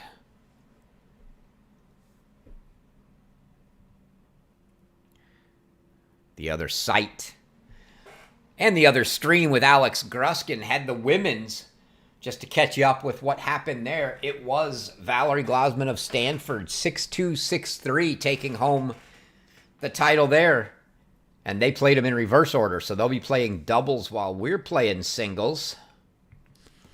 And that women's doubles final, it's going to be Oklahoma's Galanian Nahum against Sholikova and Urbanova of Wisconsin. A reminder of how you get into the NCAA tournament. Got to qualify to get in. Same last year and this year with the new 2-year pilot program in the fall. So your 8 quarterfinalists from singles here, along with your 2 backdraw finalists. One of those, Kenta Miyoshi, winning earlier today, and I'm not sure of the status of the Duncan Chan Emin van Lobensels match. But we will be there bringing you all the coverage. First ball to last. As we're just finishing warm-ups, Jay Friend taking his last couple serves. Aiden Kim already done and on the bench.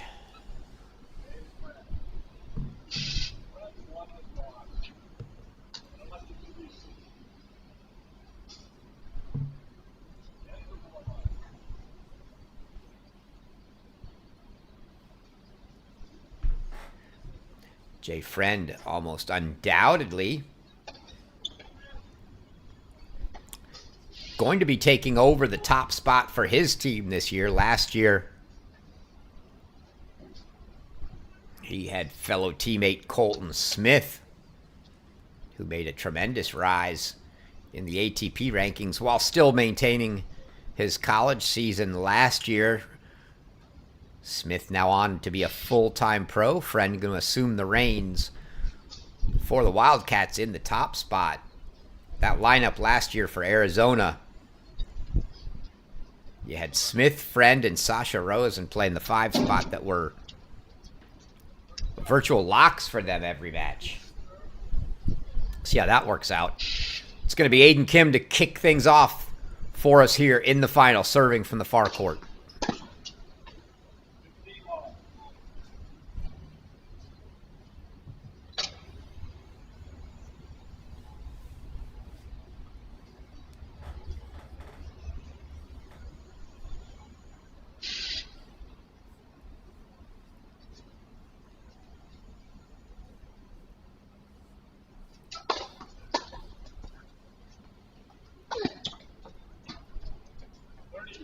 Good quick start for Aiden Kim. Kim, a junior, spent a year at Florida his freshman season. That being the first year for Adam Steinberg after moving from Michigan to Florida.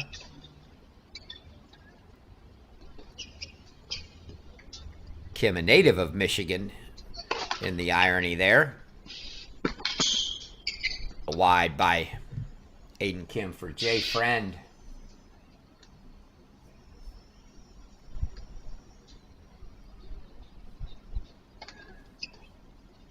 It was a little bit of a revenge match in the semifinal against Dylan Dietrich, as his last match of the year last year in the round of 16 in the NCAA tournament. Arizona played Virginia, And it was Friend against Dietrich.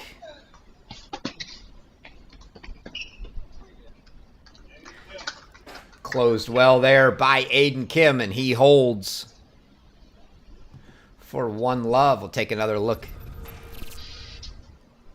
at that finish. Good forehand into Friend's backhand corner. An easy close for him. Friend was up 5-2 in the third in that match against Dylan Dietrich last year. And Dietrich won 5 straight games to clinch that match, 4-2 for the Who's. And so I'm sure there was a little extra motivation for Friend in that semifinal, and it was 7-5 in the NCAA tournament last year in the third. It was 7-6 yesterday in the semis. Those two just absolute battles with each other.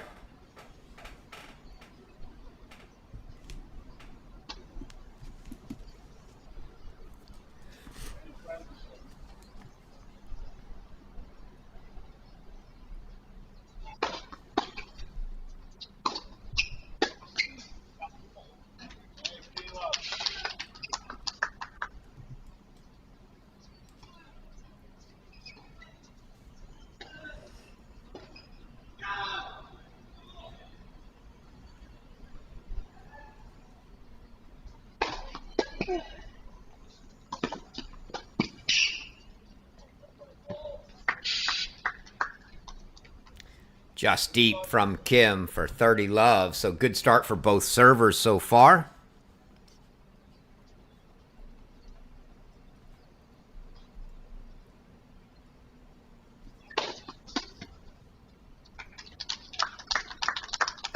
It's a big serve down the tee for Jay Friend for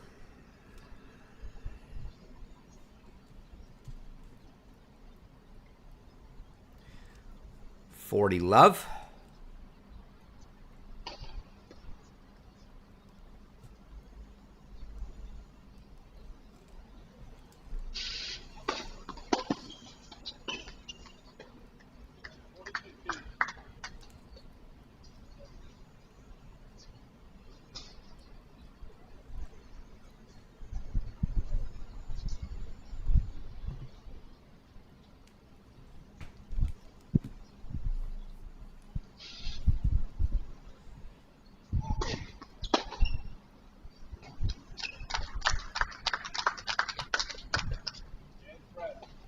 That just missed. Couldn't tell. But Friend holds it from 40-15, just as Aiden Kim did.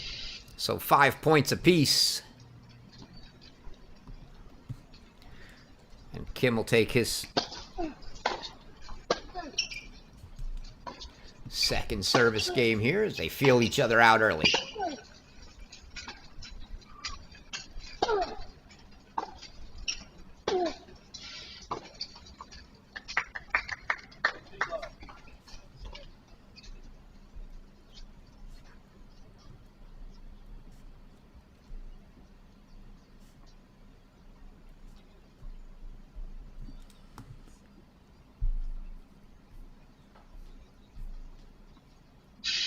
Mentioned Aiden Kim, a junior this year for the Buckeyes. Jay Friend, a senior.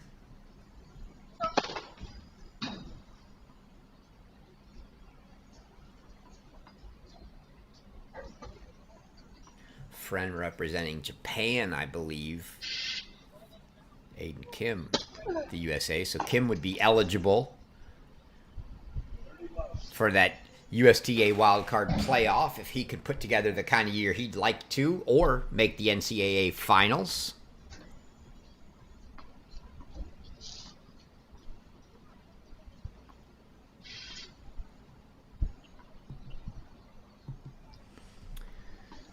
If you're not familiar, that USTA wildcard playoff they do in singles and doubles. If you make it to the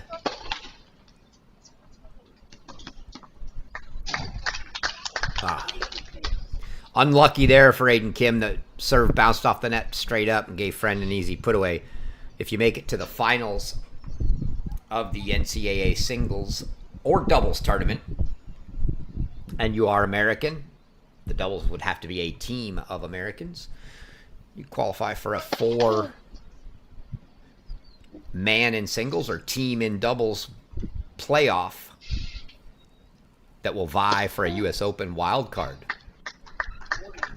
Main draw. Wow. Jay Friend cheating deep into that backhand side, and Aiden Kim goes slice T for an ace on the second serve. Last year, Ozan Barish and Michael Zhang qualified. Michael Zhang ended up winning the NCAA tournament. First player, I think, ever since they've been given the U.S. Open wildcard berths to win the NCAAs and not get a U.S. Open wildcard main draw berth because of the playoff format. And he ended up losing that playoff final to Stefan Dostanic of Wake Forest. So Dostanic grabbed the wild card berth.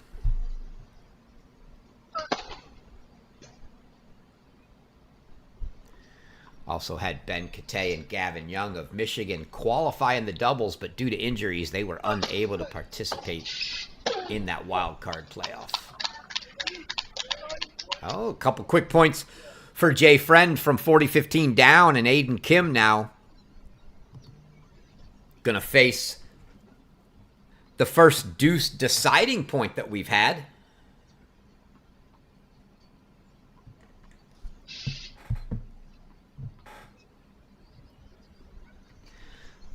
No lets, no ads in the college game. So we've already seen the let court play. Here's the first deciding point.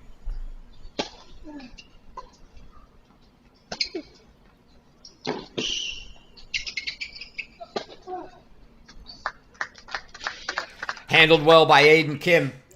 Gets into the net, puts the overhead away. He holds for 2-1.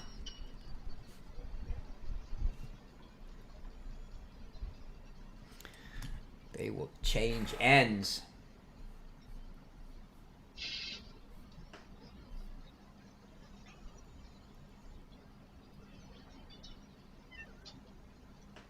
Friend, an All-American in singles. Last year for the Wildcats, 34 singles victories on the year. That was tops on the team for him.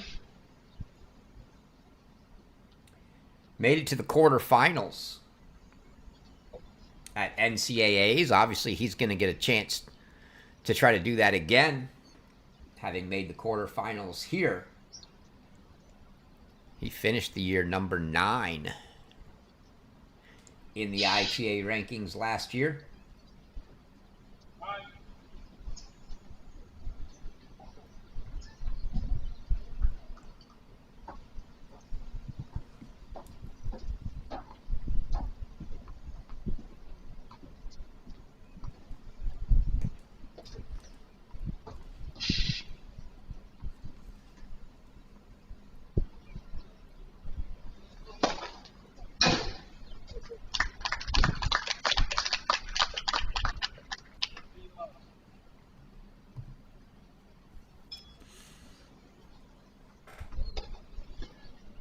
If you've caught any of the post-match interviews with Jay Friend this week over on Alex Gruskin's stream, he's been quite the character.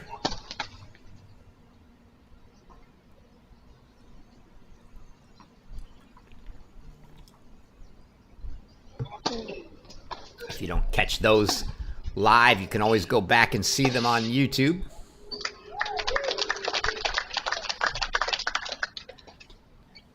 Nice forehand line. Neither guy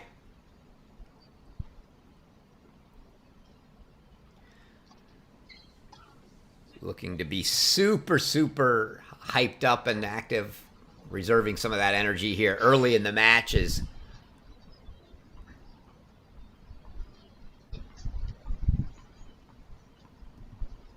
Friend hits that clean winner down the line. You don't see Kim chasing it too hard. He probably knew he wasn't going to get to it.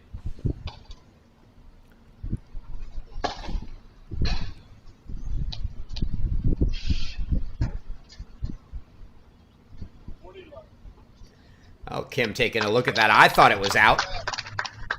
Aiden Kim taking a closer look, but he didn't call it out. He lets that one go. Some side effect of some of the electronic line calling that we've had this week, and players not wanting to take chances on getting overruled.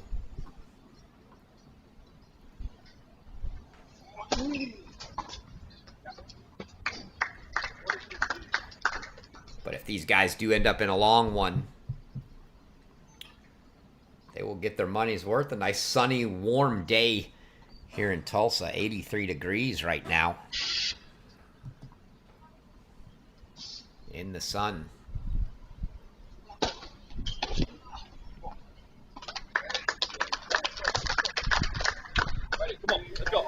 Return wide from Kim, and Friend holds, so 4 holds to start us off.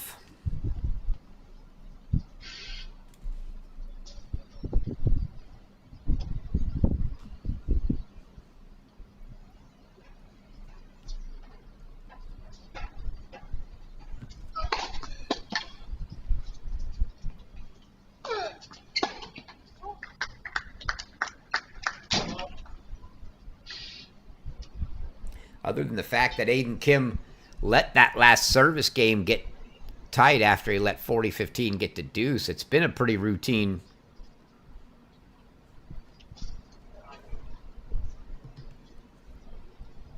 set of holds for these players so far.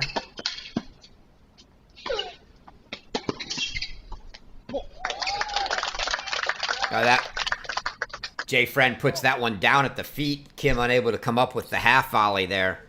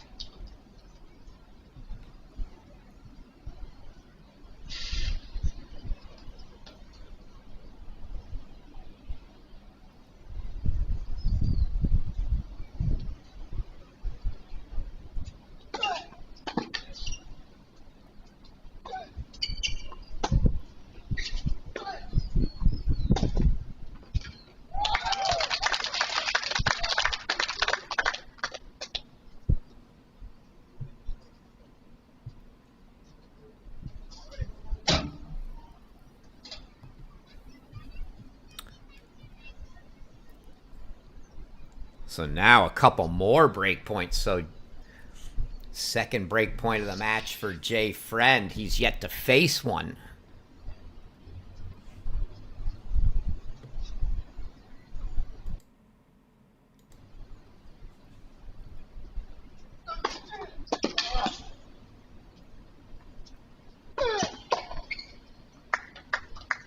Oh, he guesses right, but can't make contact as there's just too much pace from Aiden Kim, so Kim gets it to deuce.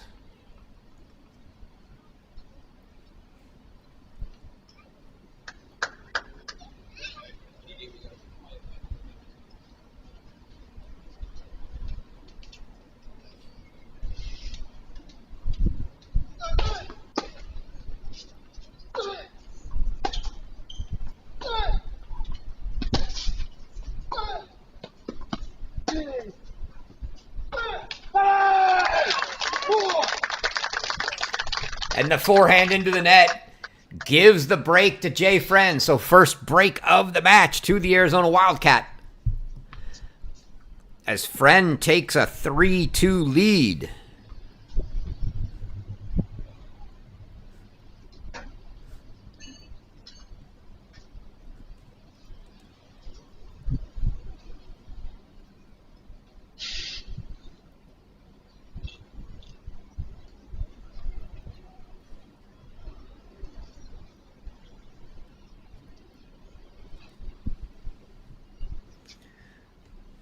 Justin Kranagi on the bench with Aiden Kim once again.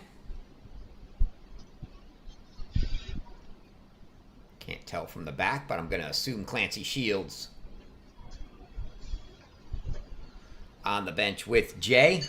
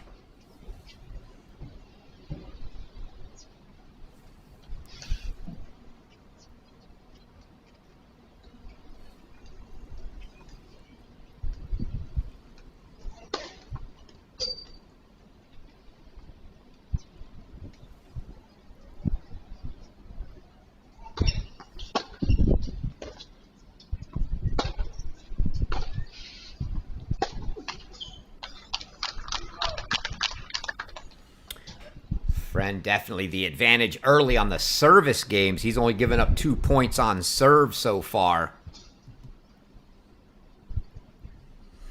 while Aiden Kim has faced 3 break points, Friend converting 1 of them.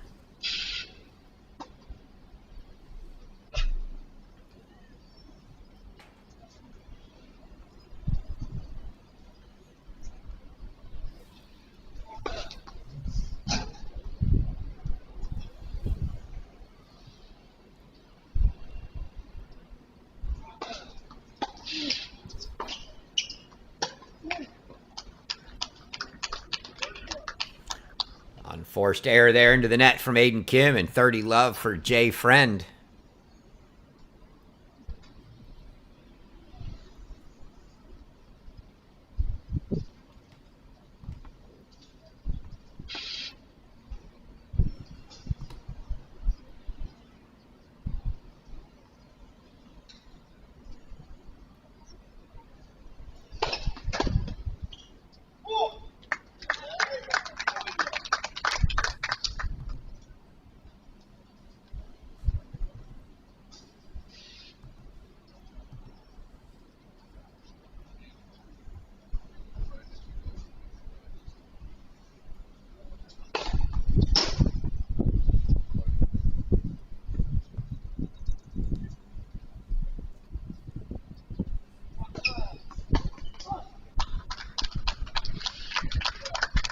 And it's a hold at love for Jay Friend. So Friend still has only given up 2 points on his service game.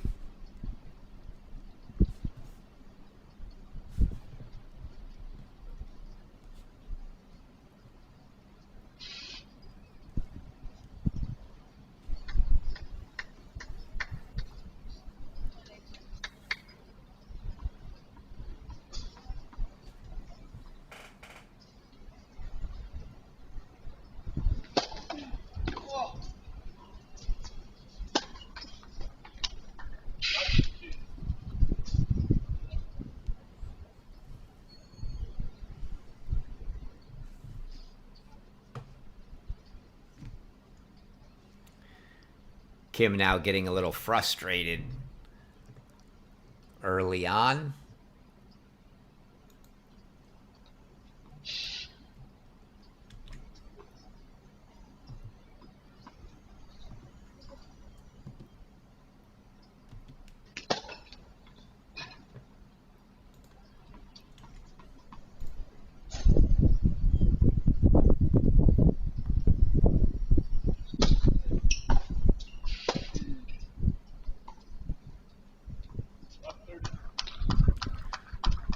Now I think we're going to see some real frustration if this game gets away from him.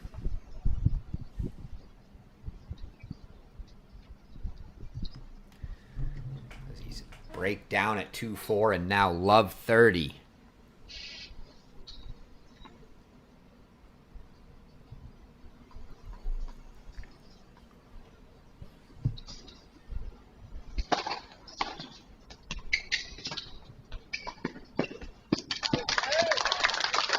Oh, beautiful close there from Friend.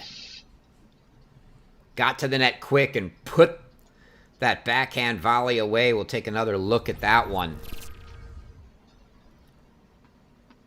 You see him close here when he had Kim pushed out of position, and so now love 40.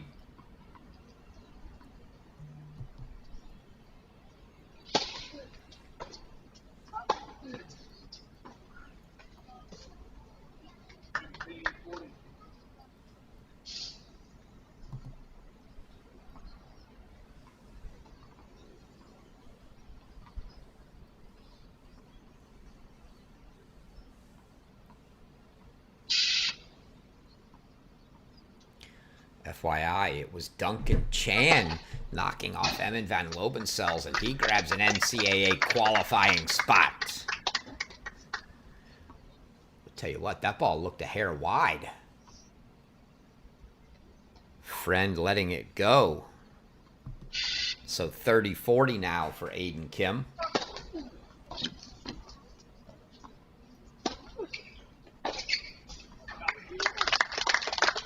Oh, and the pass by Jay Friend, and he goes up double break. Let's take another look at that one.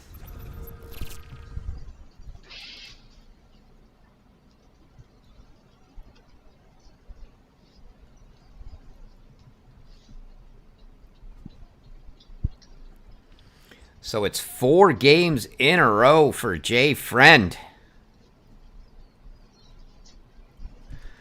He has run out. You see Jordan taking photos there. Give you one more quick look.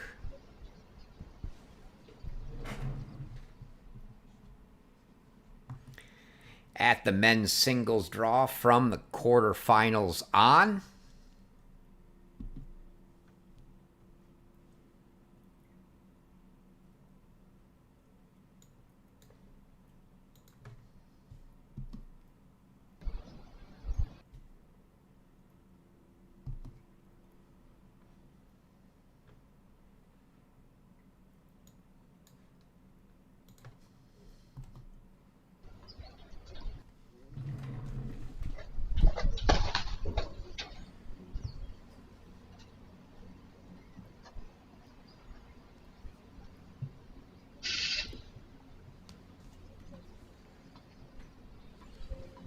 Jay Friend now serving for the first set here.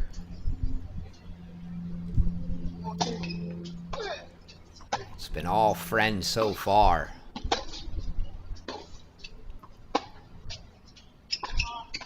Oh, that ball barely clearing the net. You see Aiden Kim throwing his hands out like, come on. 2 balls in a row just barely cleared the net for Friend there.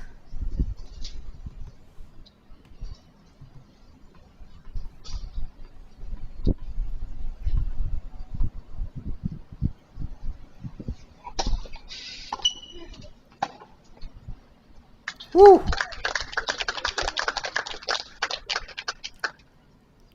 Kim just says, what can I do? Just give him the set here.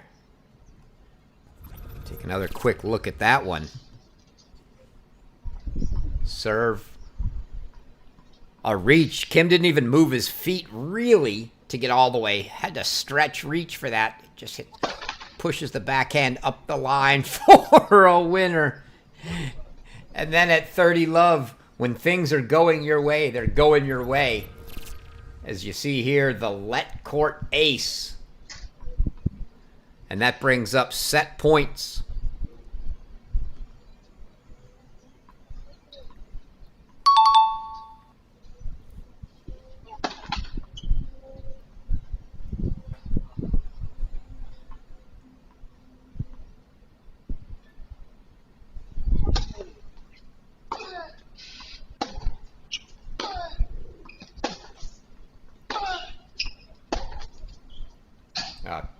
You see Jay Friend's feeling it. He was going for the clean winner down the line there. Just missed one.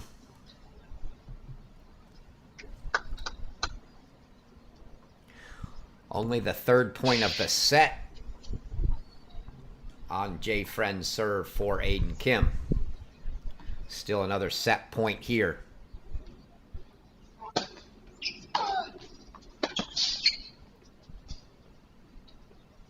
That's the first time he's given up 2 points in one of his service games.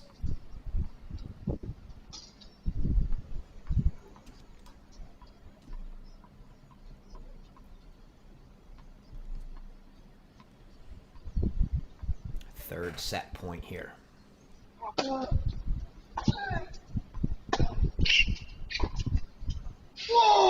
Third time's a charm, and Jay Friend takes the first set 6-2.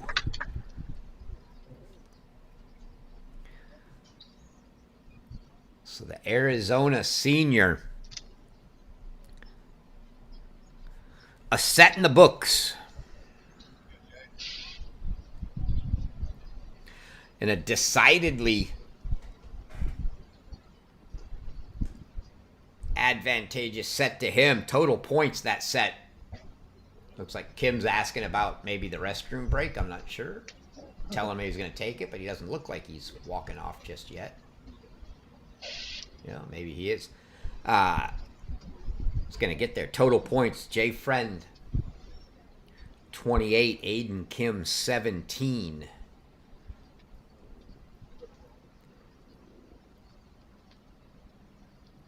That's a very big advantage.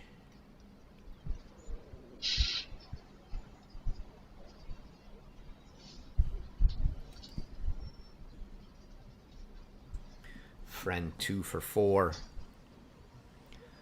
On his breakpoint conversions, Kim yet to see a breakpoint. As I mentioned, only 4 points in the set on Friend's serve. Got a point twice, got 2 points that game, and Friend held it love once.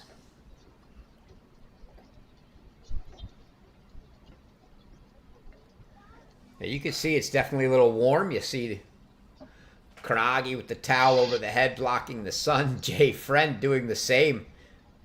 Can't believe Clancy's not there holding the umbrella over him for some shade. Here he comes with some water.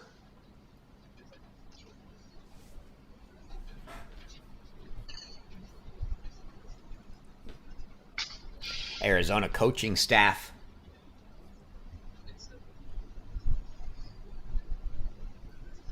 Head coach Clancy Shields. Associate head coach Alex Free. Assistant coach Jordan Gabati.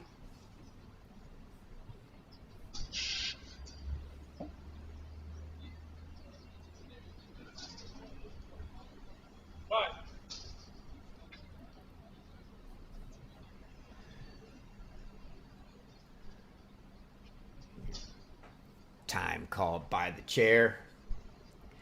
Kim getting a change of shirts. Maybe a little change of luck he's hoping. They'll return back to the same side of the courts they left here. And it'll be Aiden Kim to start us off in the second set.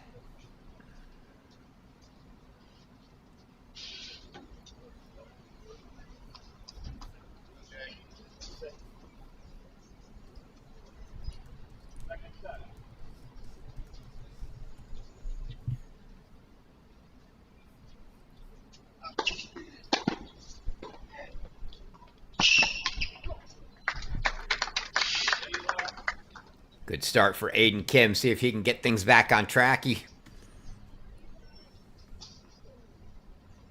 held his first 2 service games of the first for a 2-1 lead, and then Jay Friend ripped off 5 straight games. So the last 5 games as of now have gone the way of Jay Friend.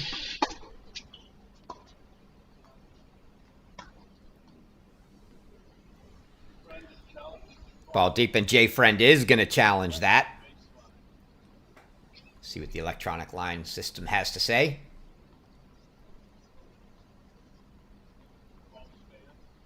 Call stand. So 30 love Aiden Kim. Again, 3 challenges per set for the players.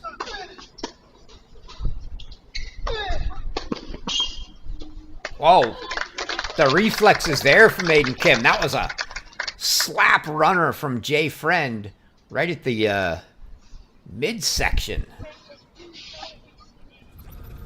of Aiden Kim. Take another look at this one.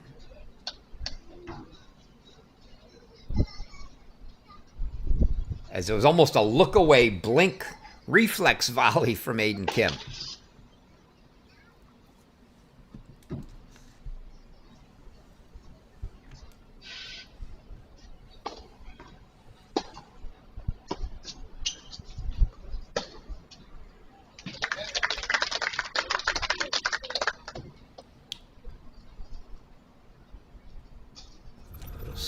Up and over, topspin, forehand winner down the line here from Aiden Kim. You see him right inside in down that line.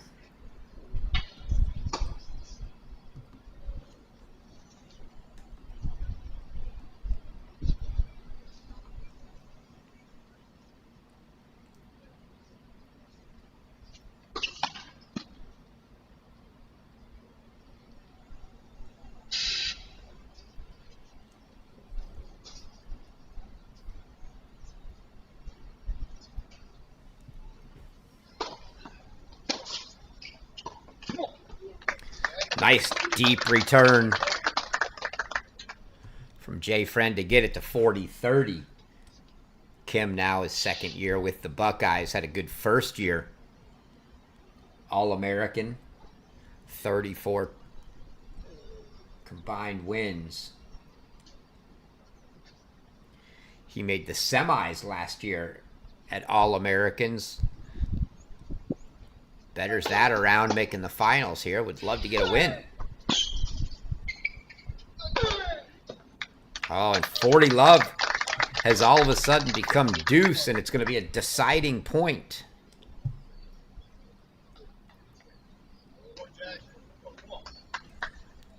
Aiden Kim, the recipient of that fourth USTA wildcard playoff spot last year. It was Zhang and Barish from their NCAA final, and then Dostanich and Aiden Kim getting that other spot. Wow.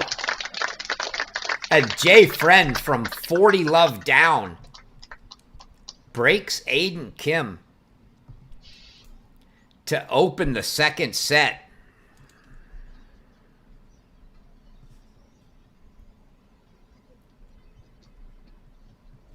And he is now 3 of 5. On break points is Jay Friend.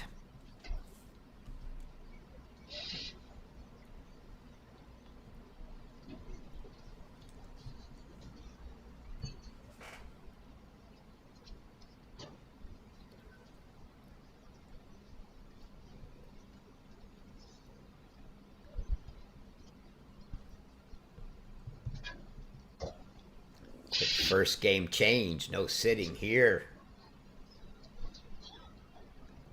Kernagi. I'm just assuming that's Justin Kernagi. I have no idea who's inside that towel. Can't make out anything.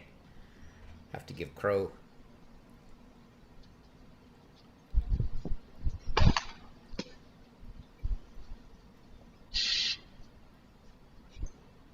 Some ideas. He could just send anybody out there, put the towel over his head.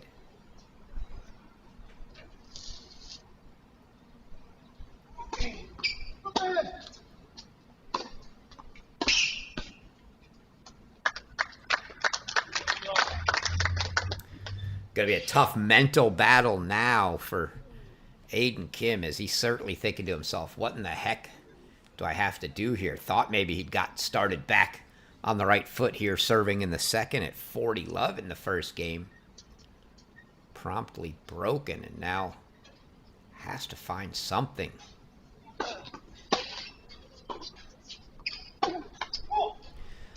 Such good hands from Fred. I mean, that was a great return from Aiden Kim right at his feet on the baseline. And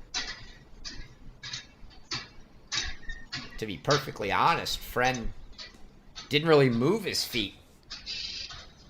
Advantage was Kim there, but able to put the ball back with the good hands. And there's approach Aiden Kim deciding he's got to do something to change it up, and he makes an effort to come to the net.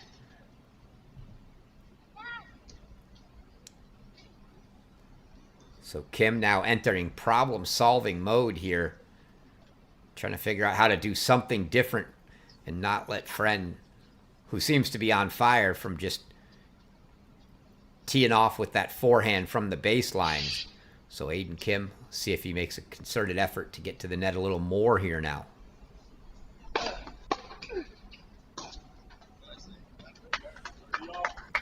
Got that one back deep on him, and Friend unable to get that one off the short hop.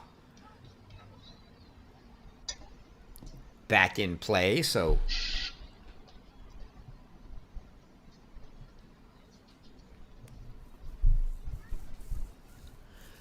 chance here.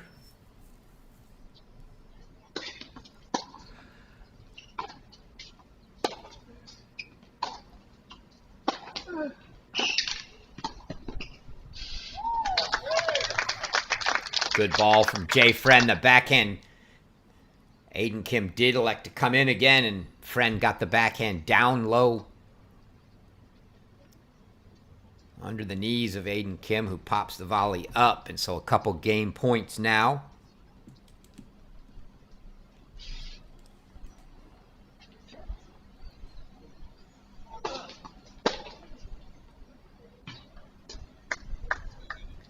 Is that good? That was good. Friend just watched it land on the line.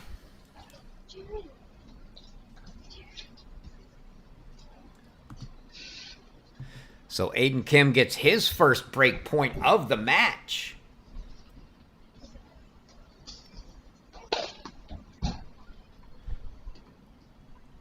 And he's going to get a look at a second serve. Now we get to see if he wants to stick to that aggressiveness. He does. He tries to put a heavy return down at the feet of Jay Friend, knowing that Jay hasn't been moving his feet away from that baseline. It's a good ploy, but just a bit long. And Friend holds.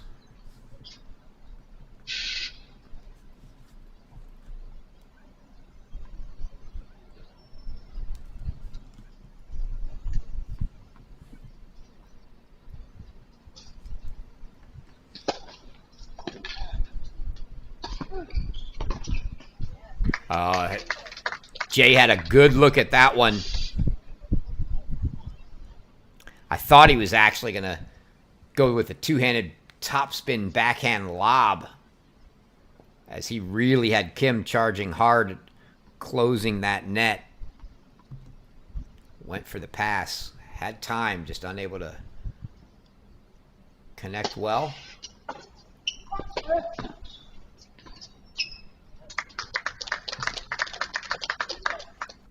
Another good start to this service game for Aiden Kim.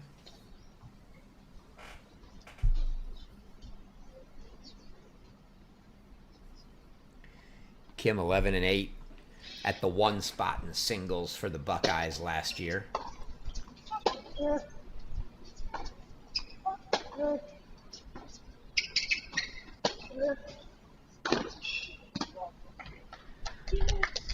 That one deep, so it's back-to-back 40 love starts for Aiden Kim, but the last one got away.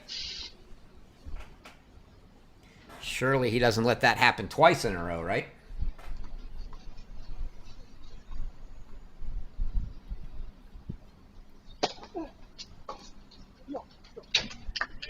Indeed he doesn't. This time it's a love hold for Aiden Kim.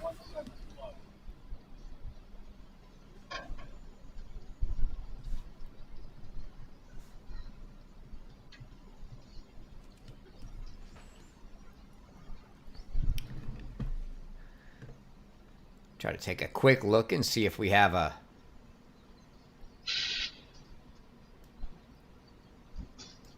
score from that doubles match in Cary. Well, it's either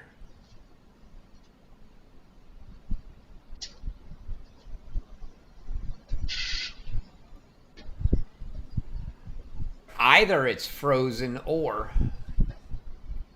it's actually match point, but 6-3, 5-3 for the Wisconsin duo of Sholikova and Urbanova right now. 6-3, 5-3, 40-15 serving. So 3 match points for Wisconsin in the ladies doubles final in Cary.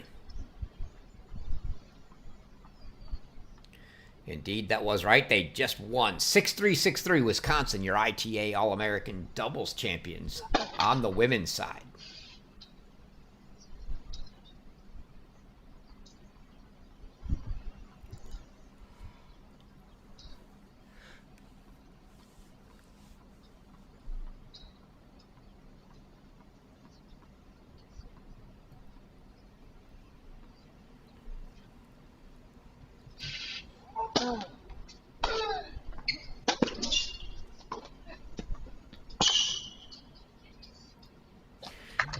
And now Aiden Kim.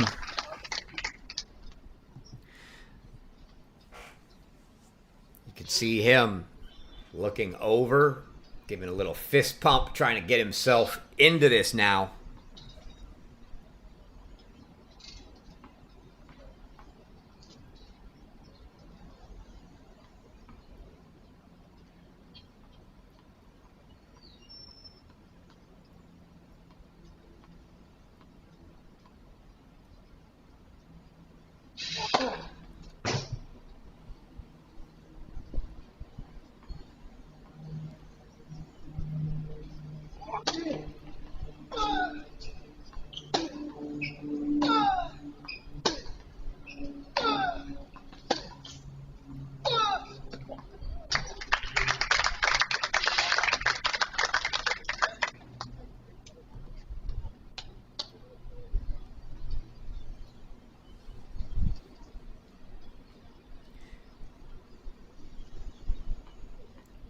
Decent crowd here today.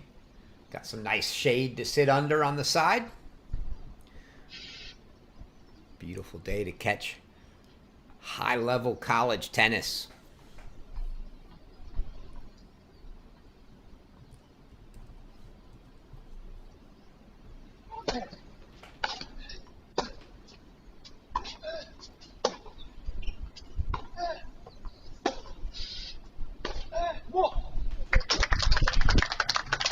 Kim trying to maintain that aggressiveness. He doesn't want to back off. Just unable to connect on too many in a row. His friend takes a 30-15 lead here.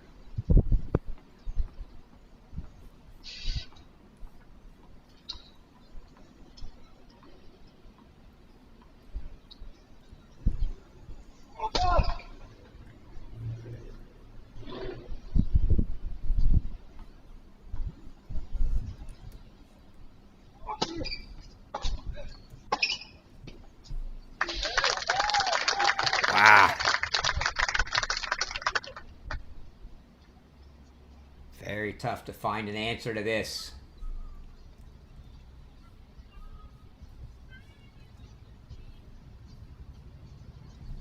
Aiden Kim right now.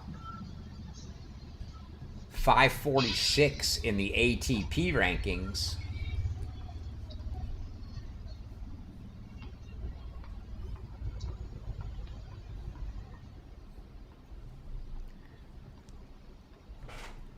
Jay Friend 746.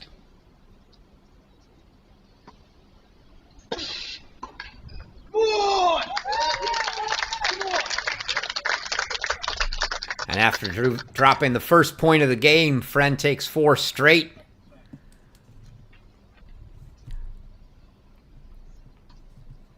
Holds for 3-1.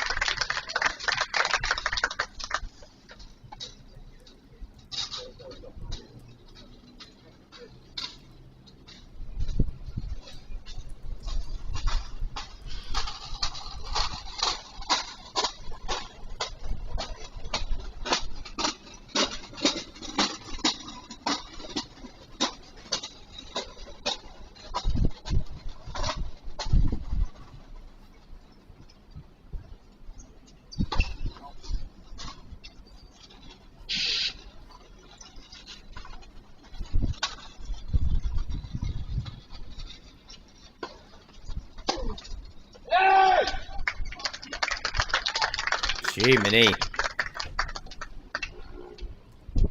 Not even sure what to tell Aiden Kim at this point. Jay Friend is just on fire right now.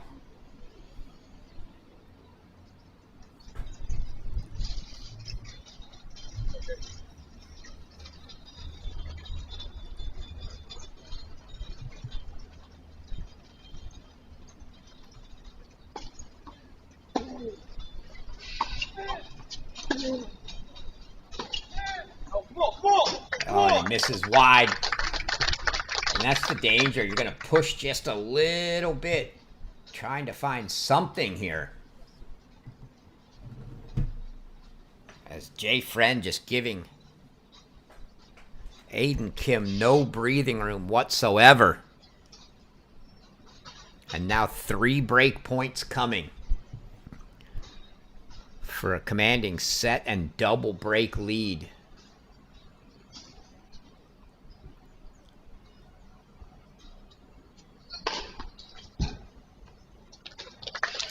Ooh, looked like it very close. Maybe could have been called wide, but certainly Fred not going to waste any chances on overrules.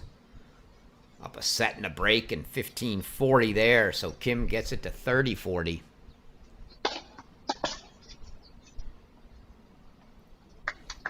Two good serves get it back to deuce. And so a crucial deciding point now.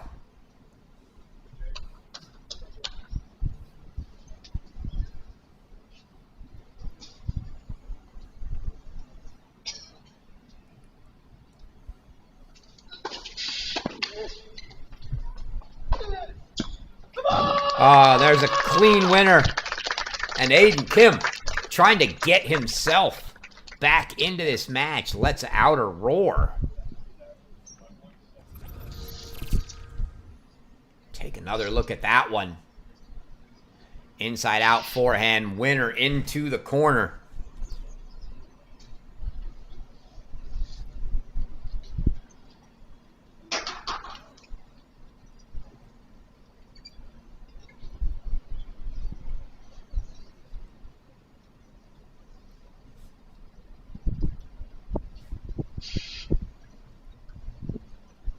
So that a crucial hold right there for Aiden Kim, fighting off 3 break points.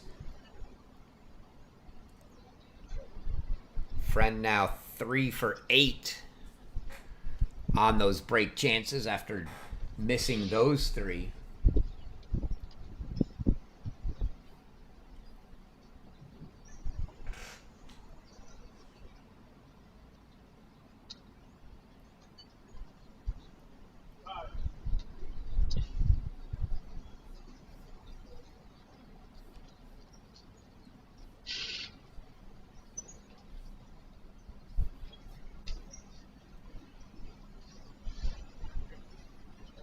See if Friend can keep the hot streak up here.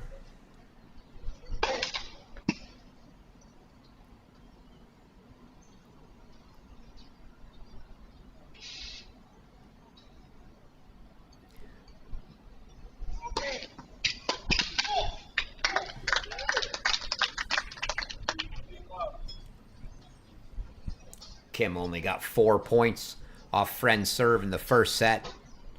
Already has 4 in his first 2 service games this set, so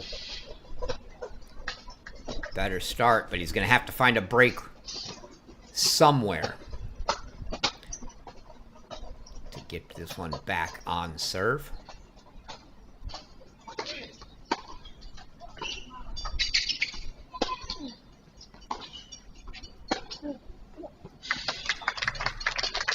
Beautiful forehand right down the line there from Kim. You see him definitely trying to be aggressive and managing to stay in these points a little longer. The first set, the problem was every time he went for one, or about half the time, felt like he missed, and then compound that with the fact that Jay Friend wasn't missing. And it was a tough ask. That forehand just too good there for Jay Friend.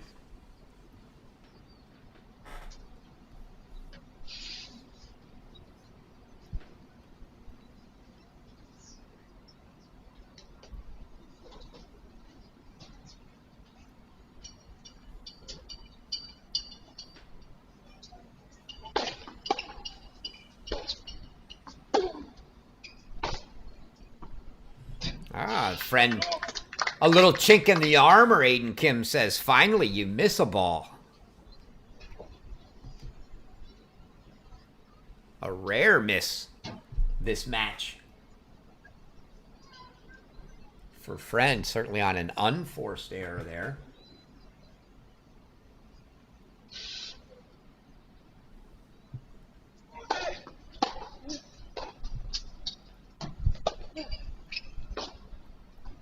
Oh. I don't think Kim just could decide what he wanted to do there and ended up taking a very, very low ball out of the air. Take another look here. Comes in, gets that ball down low, and then Friend just nice and patient. Backhand pushed right down the line for a winner. So game points now.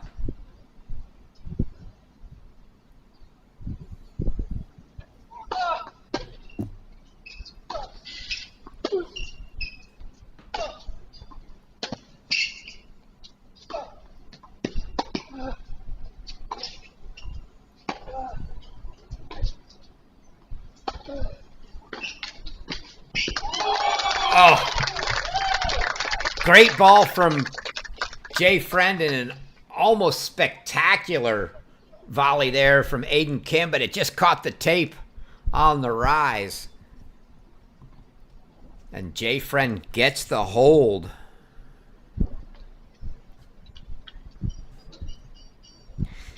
Keeps that break lead.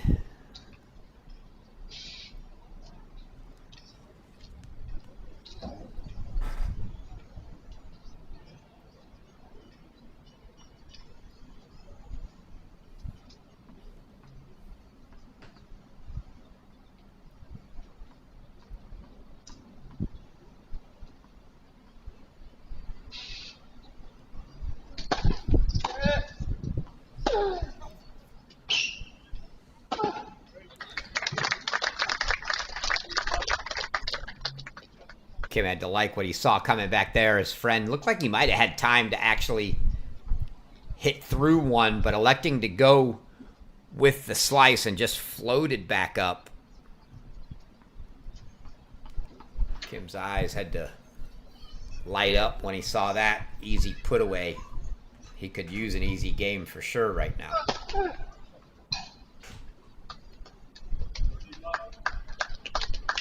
Ace on the slice tee there from Aiden Kim for 30 love.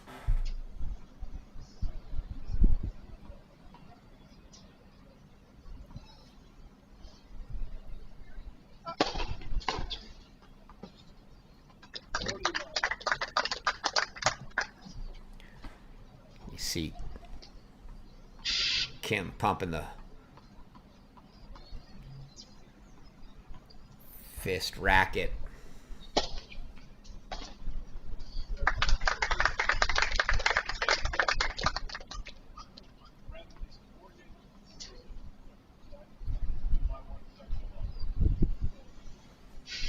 So Kim does get the easy game he was hoping for. A hold at love keeps it to a break. Single break deficit here at 4-3, but Jay Friend's got to be thinking to himself, just needs 2 holds. Find himself 2 holds here.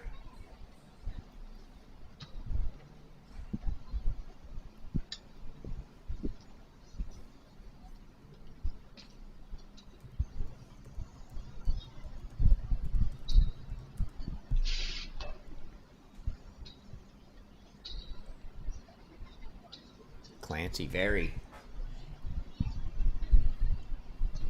active,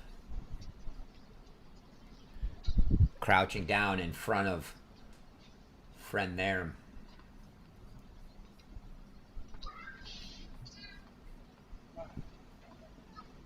I'm sure hoping as much as Jay that he just manages to find himself a couple holds or even a hold to break here. Either way, he'll take it.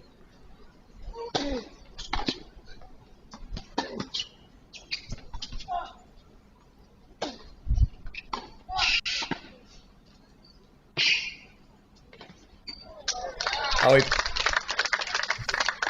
that was some really, really good patience from Friend there, because he left that first volley a little soft and popped up. Not one that he should have been able to let Aiden Kim get to, and he did. And then when Kim put the second one back there, the temptation had to be to just swat it and smack it.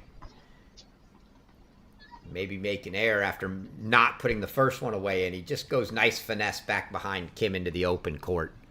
Very well played. Serve was deep.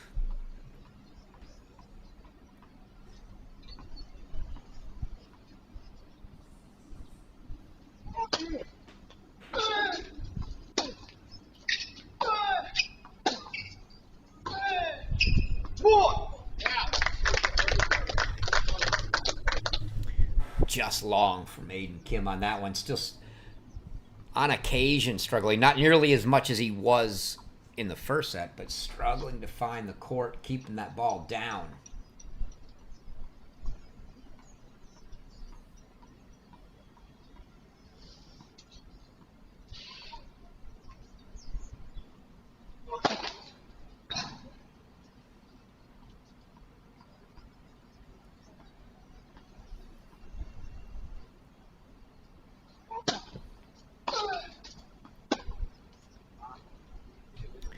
And there's a rare miss from Friend.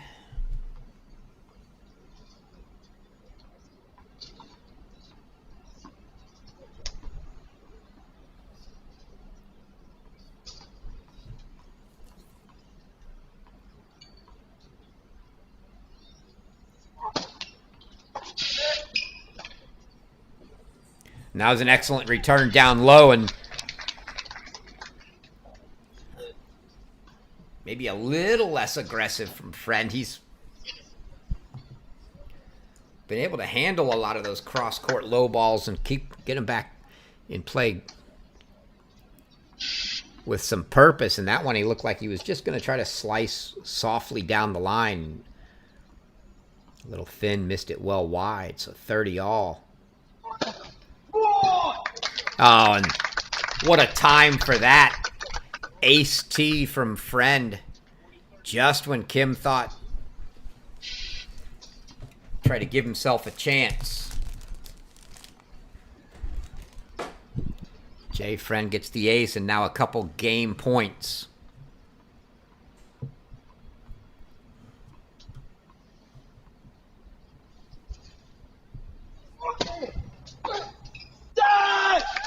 And it's a hold for Jay Friend.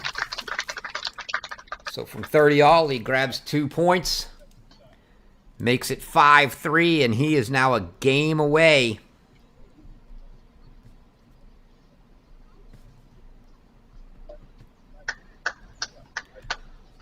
from an All-American title.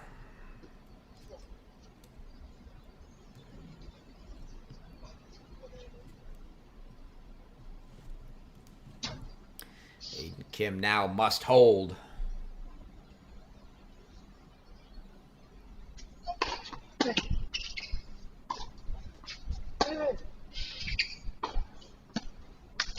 That's a good-looking backhand down the line from Aiden Kim.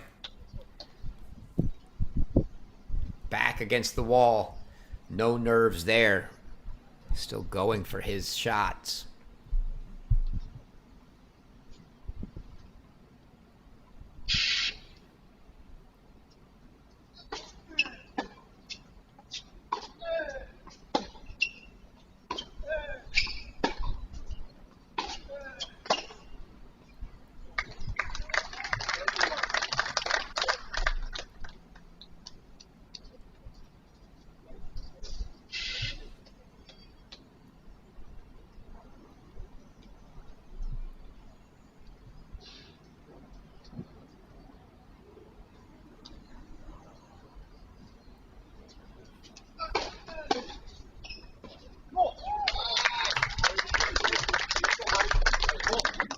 Took that one early, got it quickly onto Kim, but still 30-15.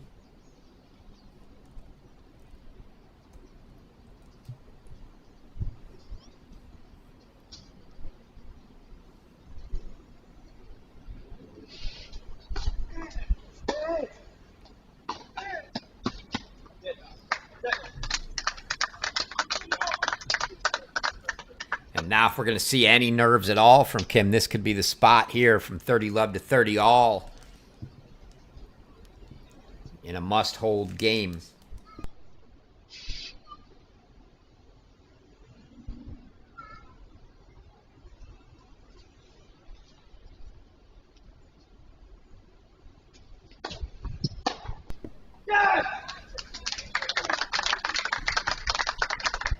Unbelievable there from Jay Friend. See if he caught enough of that. Thought it was going long. So did Aiden Kim.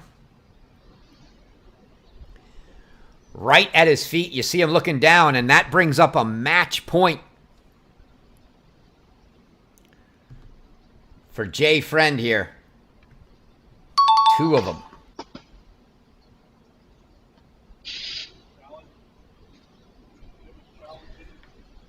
Friend called the serve out. Aiden Kim going to challenge.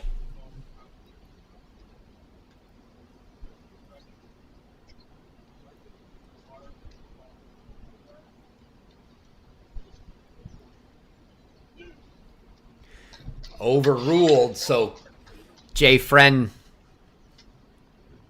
gets an overrule, so now the next one would be a point penalty.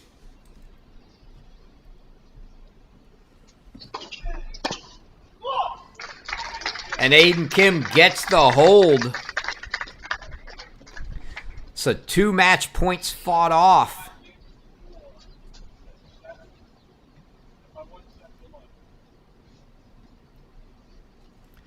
And see if that one takes any steam out of Kim. You could see he didn't like that overrule. Certainly a ball he thought was long, as he was kind of giving his coach Clancy Shields a funny look.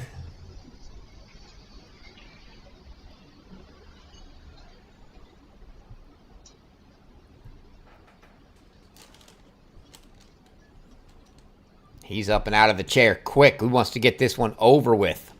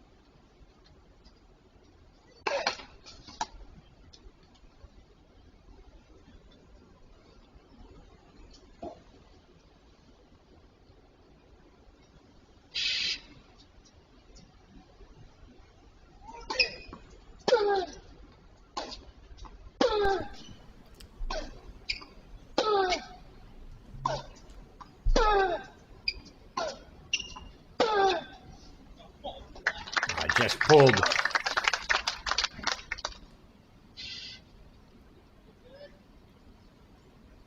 Neither player wanting to give in and go for anything too early there. They were content to rally it out, and Friend draws the unforced error from Aiden Kim for 15 love.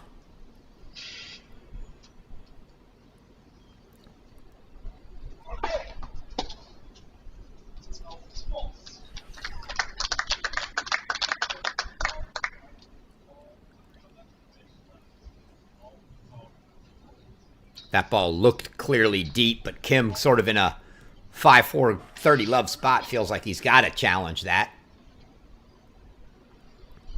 Looked like he put his finger up to challenge, but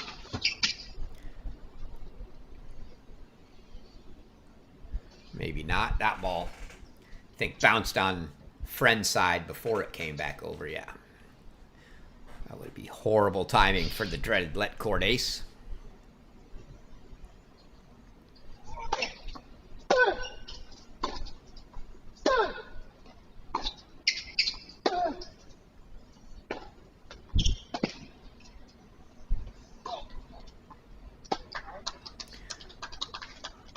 And that ball deep, and you see the frustration mounting, just a couple inches long on both maybe. He is going to challenge that one.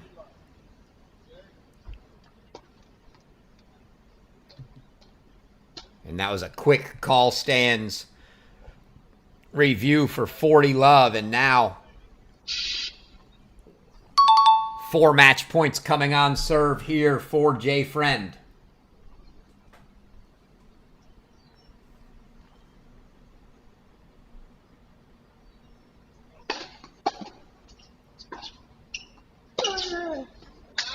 And that's it. Jay Friend, the Arizona senior, is your 2025 ITA All-American champion here in Tulsa,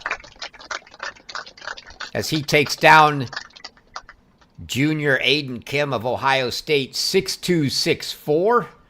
And we get all the handshakes. We'll take one more look at the close there. Forehand into the net from Kim ends it. 6-2, 6-4, Jay Friend. They're going to bring the table out, get the trophy set up.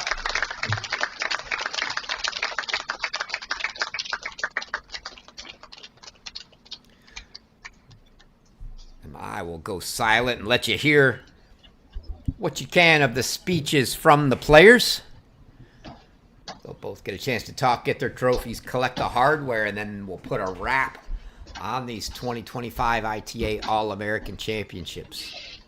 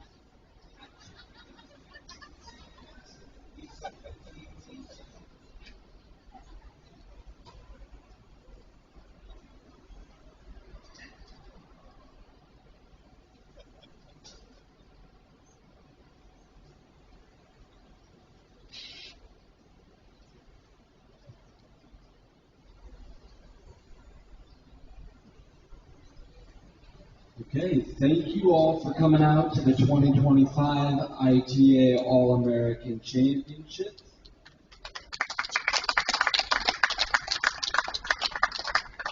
Before I introduce our finalists, I want to give a couple of thank yous. First and foremost to the University of Tulsa and Visit Tulsa. We've been here for 20 years because it keeps going fantastic, and that is a huge testament to Tulsa, both the university and the city, for always being welcoming. A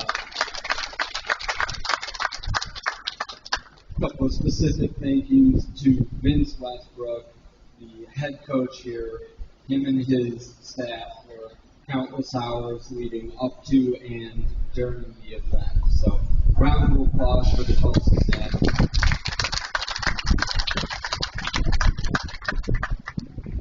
Also want to give some thanks to our partners. I've obviously already mentioned Visit Tulsa, but we've got a number of other partners that also help this event be what it is. One in particular, Play Replay, has been on site the entire main draw. This is the first year that we've had electronic line calling on all 12 boards for the entire main draw, and I think it's been a huge, huge bonus for this event. And so we're looking forward to partnering with them moving forward. So round of applause for Play Replay. And then I also want to thank the officials. We've had head referee Steve Lauro and his whole crew. They work as many hours as anybody. They're here first match in the morning, last match in the day, sitting up in the chair in the heat. It's a tough job, so thank you to the officials.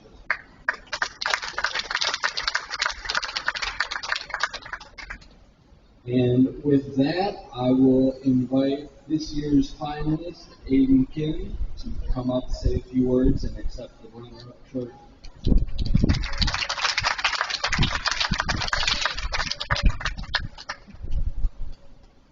First and foremost, I think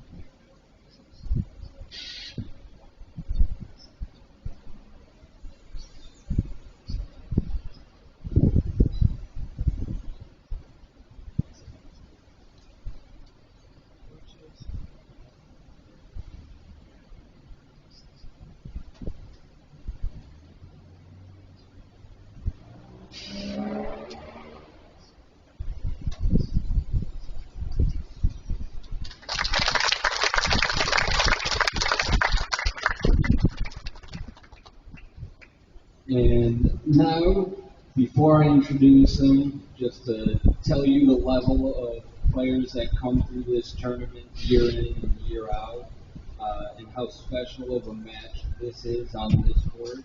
We've had players like John Isner and Ben Shelton, Ryan Brothers come through and win this event. So, etching his name alongside some of those college tennis legends, your 2025 ITA All-American Singles Champion, Jay Friend.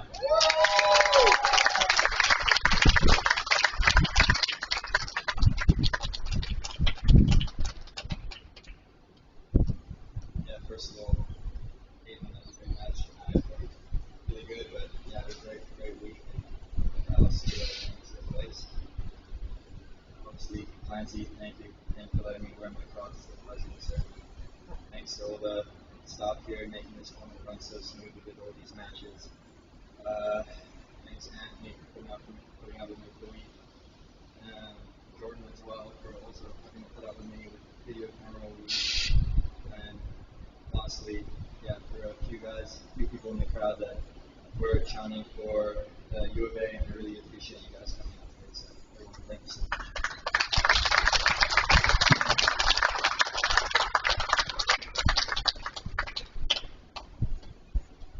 Thank you all for coming to the 2025 ITA All-American Championships. One more time, let's let them hear it.